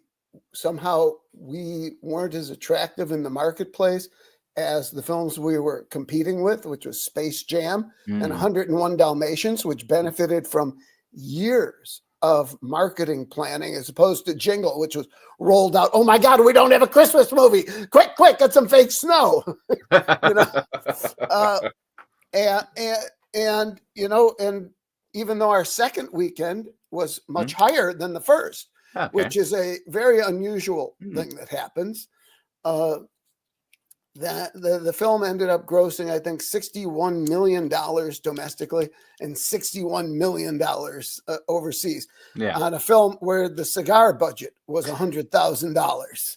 So if that gives you any indication of the finances involved in Jingle All the Way. It was an $84 million movie, and when it failed to fly as they had hoped that it would, we thought we had the number one toy in the world. We thought Turbo Man was going to fly off the shelves.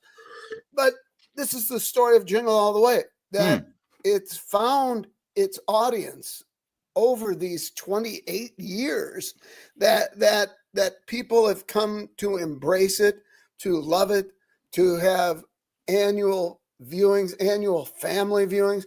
which is everything you could ever hope for. Hmm. When we made the film so long ago, it just took a while for it to be recognized, and I think the fact that what does deliver the knockout punch today is people's affection for it, and that has elevated it in their opinion and in the world's, truly. And it's been a great redemption. I just wish it didn't take so long. Yeah. But I'm glad it's not like, ooh, look at that Robert Altman movie, Three Women, and Altman's been dead for 30 years. It was a very unusual experience. One second. Where's my phone? I did. Oops. All right. Oh yeah. I'm sorry. No. Okay. 15 minutes. Okay. I said. One second. I said 20 minutes. I said start.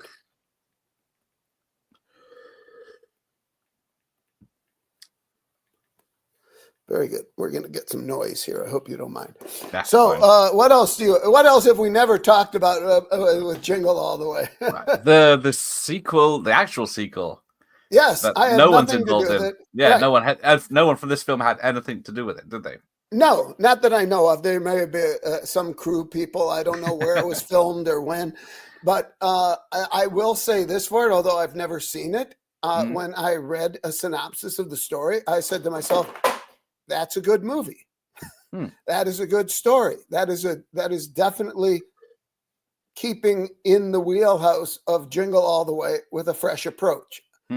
And I don't know if they were successful in that, but I wish them well. And I'm very proud to say that there have been more sequels of my films than I made films. Yes. And so I'll take it. Number 11. So I got some questions. Please. Turn the Blue Iris says, any ad-libbing in the film? Not like Phil Hartman. Once in a while he'd say something that seemed in the moment, and that's fine.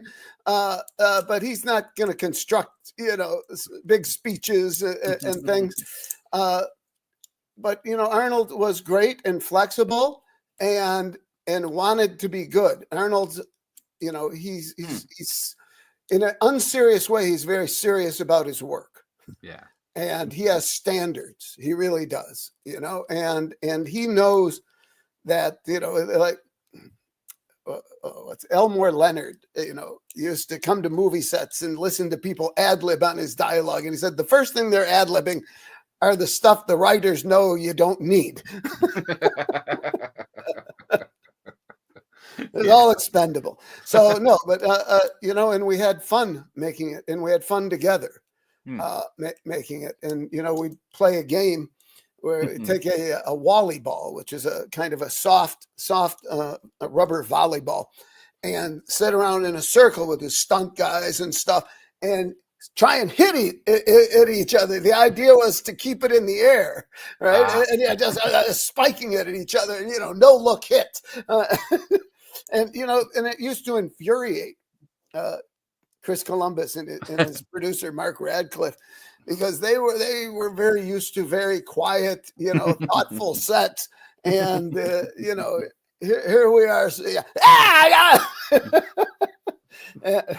and they had never actually made a movie on a lot, and I grew up on movie lots, so it was very natural for me. But I don't know what Chris thinks of the film today. I'd like to ask him, actually. I think ultimately, he thought, Chris Columbus, the producer, I think ultimately he thought he probably would have made a better movie, and maybe he would have. But but I think that it definitely has my imprint on it. And somewhere I read, what is Brian Levant known for? Large crowd scenes where people scream. And I thought about it. I said, well, that's about right. Well, yes, because you're on the back lot. Was it Fox's back lot? No, that was Universal. Universal. Yeah, Fox's New York Street is very short. Okay. If you ever seen NYPD Blue, it's amazing what they got out of a block and a half. Constantly redress it every day. But Universal had that big, long Main Street that was beautifully designed so you don't see people until they snake around a corner, and then it kind of dead ends with the big building where we had the finale hanging from the giant Christmas tree. Yeah. So it's a perfect play and beautifully designed for that purpose. I just thought of something very funny though, and that was that when Turbo Man comes out at the parade and he's waving to everybody, we had cannons shooting glitter. Red and green and gold glitter. And the next morning, our DP gets a frantic call from the processing lab. We're still shooting film, remember? And I said, "Oh my God, the film! So what is wrong with this? There's all this noise all over it. What the hell happened?" And he said, "No, we did that on purpose." Someone got fired for that one. No. They didn't know. They'd never seen anything like that. I was surprised. So what else? More questions, I hope? More questions. Oh, good. Let's have a look. We got Brian's book covering his toy collection is a work of art, but you need a double hernia picking it up, but it's worth it. Well, and there's socialized medicine in England, so it shouldn't be a problem to deal with it. But no, and the Happy Days book is large as well, not as large or as thick, and more traditionally proportioned. But I am a visual person, and the best way to see things, especially toys, collectibles, is just faces. Are big close-ups that take up the screen, and that's how movie stars are built, right? There are big faces on a big screen, and that's the kind of thing, kind of experience we're trying to duplicate on the page. Exactly. Hang on, I got a picture here. Where is it? Constantly Enthused. I like that. That's a good name, isn't it? Yes. But there's the Happy Days book. We go there. Well, I got one right here somewhere. Oh, he's got a real one. Look at that. Of course. There you go. Hey, look at that. And I'll tell you what. That is a book and a half. Look at that. Wait, I'm going to show you my favorite part. Uh-huh. It'll take a second. So this is from the Happy Days Museum. Oh, can you hear me? No. Yep. I lost my headphone. 1 second. Book's too big. Here we go. From the Happy Days Museum in Codango, Italy. We shot a tremendous amount of memorabilia that you can see right here. I'll back up so you get 4 pages worth. Oh my God. Yeah, look at that. Crazy 5 pages. what we got here. All right, let me hook up again. Thank you for that. All right. Nice. And there we go. And we're back live. We're back on. Back in the room. Yeah. What else you got? Right. Does the book cover the spin-offs, or is it just the? Oh, Happy yes. Days? Oh, no. It is a complete history, starting, with the people's lives before they came to Happy Days, and we go season by season, all 11 seasons, and chapters on the softball team, on Camp Marshallmont, which opened every season for many years. And there are 3 spin-off chapters, one on Laverne and Shirley, one on Mork and Mindy, and another encompassing Joni Loves Chachi, spin-offs that didn't make it, and the 3 Saturday morning cartoon spin-offs. Yes, I remember the Fonz cartoon. Yes, Fonz and the Happy Days gang. Yeah, and his dog, was it Mr. Cool? Mr. Cool, voiced by Frank Welker, the voice of Scooby-Doo. Of course. But yes, lots of lovely photos. How did you get the photos? Well, here's the thing. Well, now this is a licensed book by Paramount. They never let anyone else do a book on Happy Days. They only did it because of who we were and our relationship with the show and the people who made it. And we anticipated going through 20,000 photos that were taken over the years. They had less than 300 on in their digital and physical library. Many of those doubles and out of focus. Oh, For instance, the page you just had, those are actual screen grabs. The cast allowed us to take images directly from the shows and use them. Also, everybody donated personal photos and people's collections. My own, Fred Fox's, associate producer Jim Dunn, Henry Winkler, Ron Howard, Marion Ross, Donnie Most, Anson Williams, all contributed photos to this. right. And that's a wonderful scene you're showing there. Yeah. Richie, to join a sorority, fraternity, him and Anson Williams have to go out and drag, and Fonzie takes him, come here, wallflower, and is blowing in his ear. Because, yeah, I was around, I guess, when it was on, because we had Laverne and Shirley, we had Happy Days, but I think we didn't get. It was probably a few years later, so it probably all been cancelled by the time we got it. Because what was the reason it was cancelled? Was it losing viewers, or was it just people were moving on? You mean Happy Days? Yeah. Well, I think 255 episodes is a very good run, and I think that the show. I'll tell you an interesting thing. Ron Howard came back 4 years after he left the show. His deal with NBC had expired, and he wanted to come home. And we did a beautiful two-parter, and it turned out to be our 250th episode. And it was very emotional, and it was excellent. And it felt like the end to everybody, like we're done.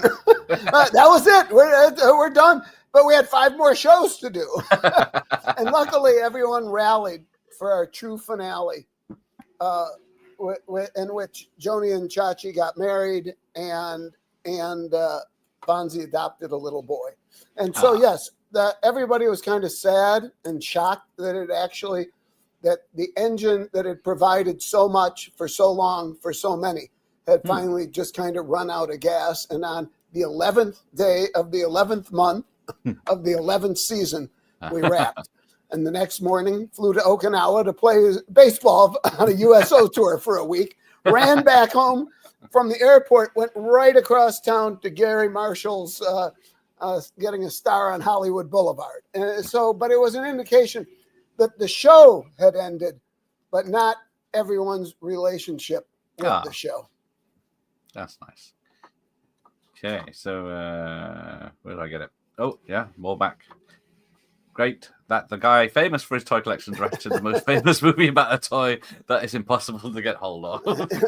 Well, that's as I said, I didn't know what to do. I was still kind of new in the film business. I didn't know my way around. I was a TV guy, and so when I saw the original script that I saw of Jingle All the Way opened with the manufacturer of the Turbo Man doll. And I was like, oh, you had me a Turbo Man doll. I'm sorry, action figure. Sorry, yes, get it right. And unfortunately, that was impossible because it took 6 months to get a toy made, we found out. So we had to do the opening we did, which was staging the actual Turbo Man show, which was written in a warehouse. And I said, no, we'll never be able to pull that off indoors. So we went out to Vasquez Rocks from many sci-fi movies, Star Trek, and many Westerns, and played it as Dementor's home planet. Yes. And then you've got 3 of your Flintstones companions, Richard Mall and... Richard Mall, I first worked with on the Bad News Bears in 1980. Lorraine Newman was in my first film, Problem Child 2.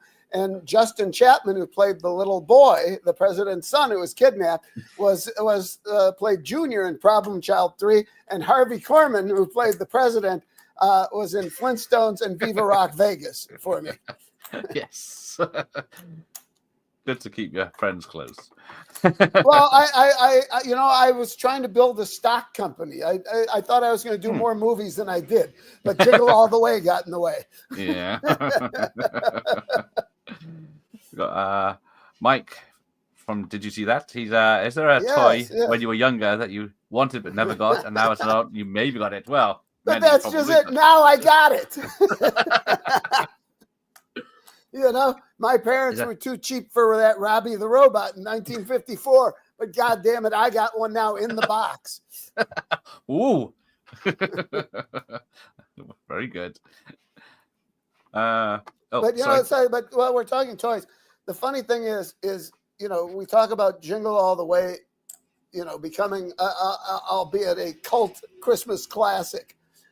However, when Funko 25 years later released a copy of the Tiger Toys Turbo Man, Talking Turbo Man, it flew off the shelves. It was the hottest toy in America. I had to buy one on eBay, for God's sakes, for $150 for a $38 toy. But so we envisioned something, and it happened. But 25 years later. Yeah, I just missed that. Yeah, you didn't ask the same question, but is there still one you haven't found? No, there is something that when we first moved to LA, we could not afford. And that was a 6-foot porcelain Coke bottle. and I've been looking for one since. I saw one at an antique show right after I bought, like my big toy for the year, and had no money for this. One, yeah. And I saw one on eBay, and they keep raising the price until it's way out of my range. But one day, But my parents were really good. I was good at telling them what I wanted and received. Once you get a chemistry set, then you want the Great Garloo. You train them. Yeah. I was the same. I asked for Star Wars toys, but I got the minor ones. I got like the booster range of Star Wars toys. Instead of the Millennium Falcon to store all the Kenner toys. I had the Blue Musician from Jedi. But because there's your other book, My Life and Toys. Oh yeah. Is there going to be an update version? Surely you had more. I don't know. I'm still trying to get paid. But I do have hopefully another book coming in the not too far future, and that will be on Archie collectibles that I'm doing with a woman in Kansas City who has the most amazing Archie collection in the world. Right. And seeing it on Instagram, I really started to appreciate the longevity and relationship the audience has maintained since 1941 with these characters. And it's, until 2010, the franchise really never expanded or changed whatsoever. And now it's under new still family ownership and is doing many very interesting things. But the collectibles are astoundingly good, as is some of the music. Surprisingly. No, just yesterday I heard Wilson Pickett's version of Sugar Sugar. I said, that's good. Nice. Now, this was in IMDb trivia, so I don't know if it's right, that you were originally going to direct Arnold in Junior. No, never. Never. Think so. No, I've never heard that that's Ivan. I worked with Ivan on Beethoven. We did a pilot together, and I'm sorry we didn't do more together. Ivan Reitman was... Yes, he could be caustic and was hell on little extras and ADs. But with me, he was very nurturing. I've been so lucky to work with so many people who I learned so much from. Working with Ivan, especially so early in my film career, was a great education, as was working for Spielberg and learning how to expand your game. And what the possibilities are of your imagination. And with Gary Marshall, like I said, it was virtually a teaching. They raised me to be a human and a family man, and I learned so much more. And I'm sorry that the relationship with Chris Columbus, who did have a lot to offer, wasn't as productive as I thought it would be initially. As we really hit it off when we first met. But then there was a problem that to him, Christmas was the holiest day of the year. To me, it was an excuse to get a marching band in red vinyl Santa suits. You know? And I turned down a lot of Christmas, including Elf, after that, because I said, no, Christmas Day don't work, you know, and that, you know, Jews shouldn't direct Christmas movies. And then I was telling someone I was offered Christmas Story 2, a Christmas Story 2, and I said, you know, the Jews shouldn't make Christmas movies. They go, yeah, but all the great Christmas songs were written by Jews. I said, you're right, and I did the movie. But you know, it hasn't. The unique thing about Jingle is it's still with us 28 years later, and I don't see people getting together to do group watches for Space Jam, No, or 101 or 102 Dalmatians. But there's this loyalty to the film, and there's a bravado to it that I think. There's a lot more testosterone in Jingle All the Way than most Christmas movies. And boys really seem to take to it. And it's a father-son story. And that one that, you know, however contrived, still lands emotionally. And it's nice to be proud of it now instead of embarrassed by it. Nice. Well, that's another question that came in. Yeah, Jingle All the Way is a Christmas classic, but how do you deal with this? Is there times you find yourself super proud of what you accomplished, or is it the bane of your life at times, or is it? It was. It ended my career as an A-list director, I think, very honestly. But it once again, I learned a great deal. That was, you know, a tremendous amount of work in a very short time. We had a 12-week post-production schedule. 12 weeks. On a movie like that, normally you get 38 to 44 weeks. That's ridiculous. Yeah, very. And you know, and in those days, you actually had to cut your visual effects before you finished the film because it took too long. So you know, there was that added pressure of how do you want this to look before you've actually shot the rest of it. And so the degree of difficulty was high.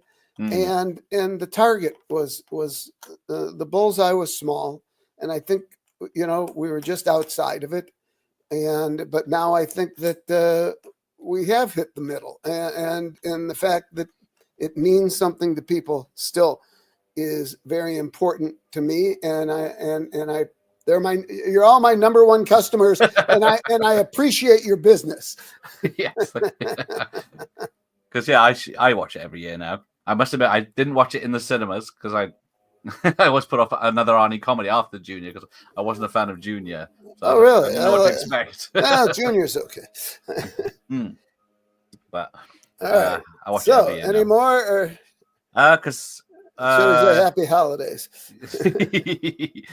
Now Arnie says $20 million or around that for the film. Do you think if he hadn't been cast, the budget would have been a lot less, and it would be a more intimate film? And well, you know, they had originally hoped to get Arnold and Danny DeVito to do it together, and then Danny passed. So yes, they might have, had they foreseen that, they might have gone another way. Chris Columbus originally envisioned it with Danny Stern. Oh yes. You know, that a guy who didn't need the superhero suit to look like a superhero, which is kind of the paradox of the film. But you know, who's going to argue with having the biggest star in the world in your Christmas movie? You know, I mean, think about it seriously. You know, Arnold earned those phenomenal salaries because he delivered. And he not only delivered in production, he always promoted. He promoted hard, and he was knowledgeable about it, and you know, pushed the studio to invest in the promotion and stuff. And so in that way, he was a wonderful partner to the film. And I'm sure every film he's ever made, he's made the same commitment to. But that's him. That's him. Yeah. Because was Christopher Columbus on set a lot? I guess as producer. Yeah. I think I've always, as a director, I've always found it hard to be on another director's set. Mhm. Even like I visited Amistad once. Stephen was directing, and this isn't right. It doesn't feel right. So I'm sure it was difficult to watch him make this, for him to watch me make decisions he might not have made, and to do things not the way he might have done them. But he wanted to become a producer, and he has become a producer. Not only of Jingle, but of Harry Potter, and what's that other one? That's somebody in the Sea Monster or something. Oh yes, Percy Jackson. Percy Jackson, very good. Yes, very good. Yeah. No, and he produced those as well. Yeah. And his name is on all the Harry Potter films still. That's a good point. Yes. Yeah. So he did do that, and he hasn't made a film since Rent, has he? I was trying to think. I don't remember seeing his name for a very long time as director. Yeah. Or something. No, I hope he's happy. Yeah. Now, when I was looking at the credits earlier, there's about 30 or more stunt people listed. Then you got Vern Troyer, you got Jean LaBelle, and I was watching the making of, and you got a cameraman on wires ziplining after characters and filming all over the streets and everything. Oh yeah, no, it was every day was a tremendous challenge, especially since you couldn't do overtime really, because Arnold was 12 hours portal to portal. That means from the time they pick you up in the morning until they drop you at home, 12 hours, with an hour and a half for makeup and a half hour to clean up afterwards. And so you're shooting, especially when he was in the suit, which you can't stay in all day. It made for packed days, and you had to work fast, and you had to plan, and we were efficient and planned, and the film came in on budget, and it came in on schedule. I remember leaving when we concluded on the 19th day of shooting the parade. I was walking behind a bunch of Fox executives, and they look at one another. Never thought we'd get out of there on schedule. But the thing with Chris thought that I was being lazy by rapping every day after 12 hours. That why wasn't I shooting late? And the thing is, I didn't have anybody left. The kid's done after 8. Of course, yes. And 4 hours of school. And Arnold you get for really about 8 hours a day, maybe less, So, but nevertheless, it's a lot of pressure. Making any movie's hard. Making this one was especially difficult. It was tough. It was tough. But we were prepared, and we executed. And I loved Arnold and Sinbad, Phil Hartman. Unforgettable experience to work with him. And people that the only person I'm still really friends with from the movie is Danny Woodburn. It was even at my birthday 2 years ago. Oh, nice. But yeah, I guess because there's a lot of Arnie flying around on wires and stuff. Was your heart in your mouth when you had the top star hanging from the thing and spinning around? He was never hanging from a tree, hanging from the wires. Never. No. The only time, a couple times. But his stunt team wore masks of Arnold's face. Okay. And several people flew. It wasn't just Arnold. We had all kinds of tricks up our sleeve there. But we are not going to put a $20 million man on a Traveler 60 feet over the ground, hung from 2 cranes a half a mile apart. From this. Let's see. Got Dave. Jingle All the Way is the best 1986 movie. Ask Fever, what about the Turbo Man merch in the movie? How did you come up with that idea? Well, once we were assigned to make the number one toy, I got to shoot the commercial for it.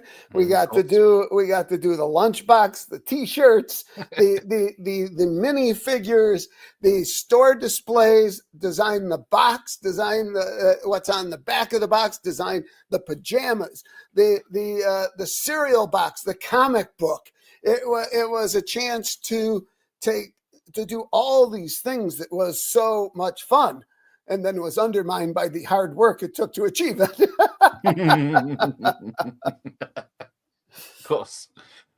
Well, of course, with the parade, everything had to be designed for that as well, apparently. Oh, yeah. No, and millions of rights, Dr. Seuss and Mattel for Barbie. But it was great fun. It was great fun. And, kids still love to watch the parade scene because all those toys, the Rock'em Saga, they're all still here. They're Madeline, all these things are still so familiar and fun to see all together. And my God, they really don't do it in parades today. Get a couple of balloons. That's it. Yeah. We don't. We had the snow globe, the giant snow globe with the snowman skating in it. Skating around it, yeah. Yeah. No, we did some cool shit, man. Well, yeah, because just the float they're standing on, it's like a city, and then I saw today there's little cars going up and down this. Oh yeah. Float. Oh yeah, no, it's we held nothing back, and that's why it cost $84 million. But yeah, that's a good point. Was there ever going to be a spin-off animated series of? I floated. I think people were so hardened to hate the film in 1997 that now Disney owns it. They may want to relaunch it.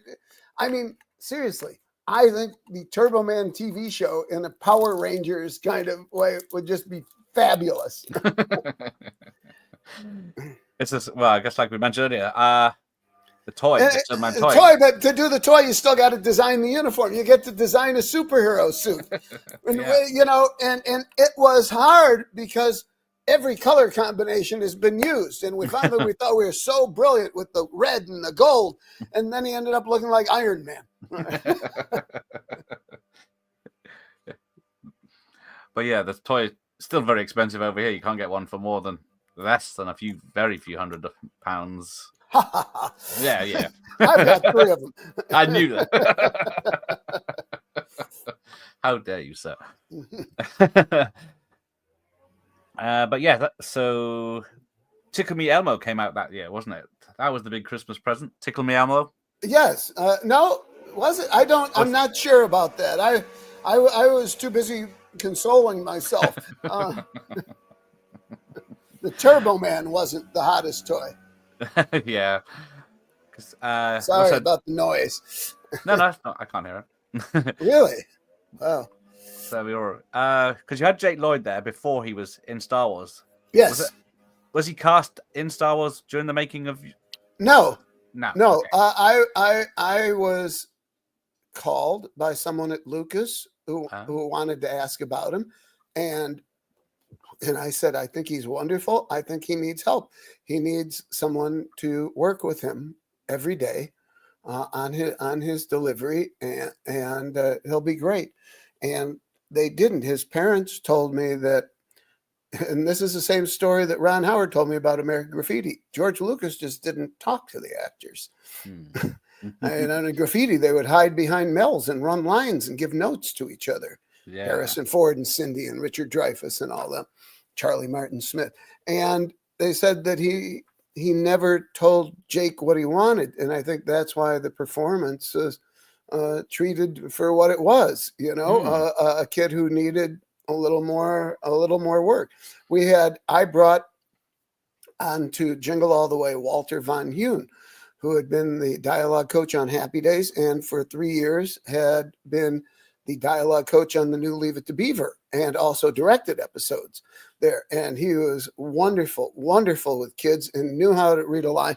And 10 minutes into his stay on the first day of the set, I introduced him to Arnold. I said, Arnold, he'll be working with Jake as Walter Van Hune. He goes, Van Hune, sprechen Sie Deutsch? Ja, and all of a sudden he's in Arnold's trailer running lines with them, and wait, and then went with Arnold to do all of his next movies, and went with him to the governor's mansion where when Arnold spoke at the Republican convention. What was it, 2004, 2008? Walter Von Hune had prepped Arnold. They'd worked with him for weeks on that, on giving a great performance. And no, he became part of Arnold's team. Crazy. yeah, but he was great with Jake, but Jake needed more, and I think child actors need support, don't they? Well, a young kid, doesn't have a lot of frame of reference. Yeah, you got to tell them, or I spent years doing shows like the Bad News Bears and Beaver, working with kids, and I learned from the old pros like Bill Asher, who did I Love Lucy and Bewitched.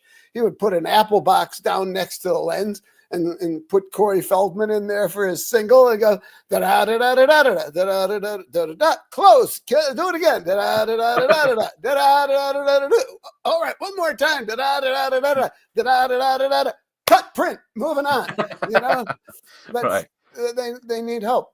To get a maximum performance. Yes, once in a while, someone will do something brilliant on their own, just quite instinctively, but often with very young performers, you got to help them a little bit. They're sophisticated people writing lines for kids, and sometimes it's tough to traverse that.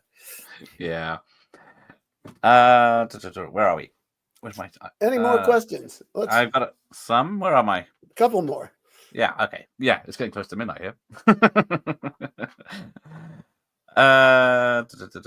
So yeah, Jim Belushi, was he hired because Arnold was in the film, or was he already on the list?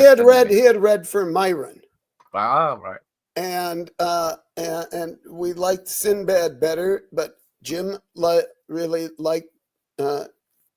Arnold really liked Jim from Red Heat that they did together, and I knew Jim. I met because he was my sister-in-law's next door neighbor in Chicago, and we'd been on vacations together, and so it was very easy for me to say, yeah, I love Jim, and he agreed to do the smaller part, and he threw himself into it, and it was wonderful.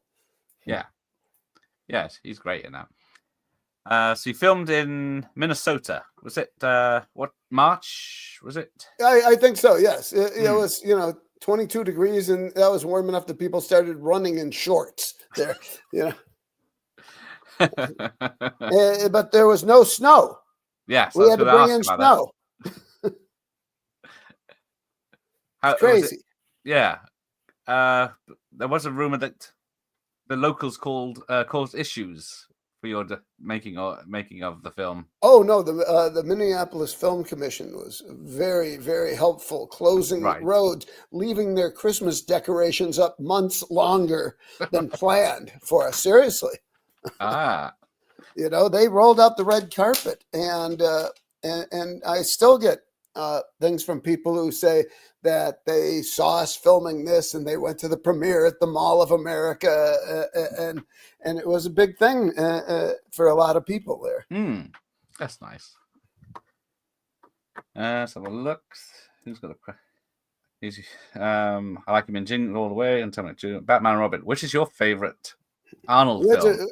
My favorite Arnold film is actually what is the name of that? Hang on, with Sally Field, and it was his first dramatic film. Not Hercules. What the hell is his name? It's not Pumping Iron. It's not The Villain. No, it's not The Villain. It's before that.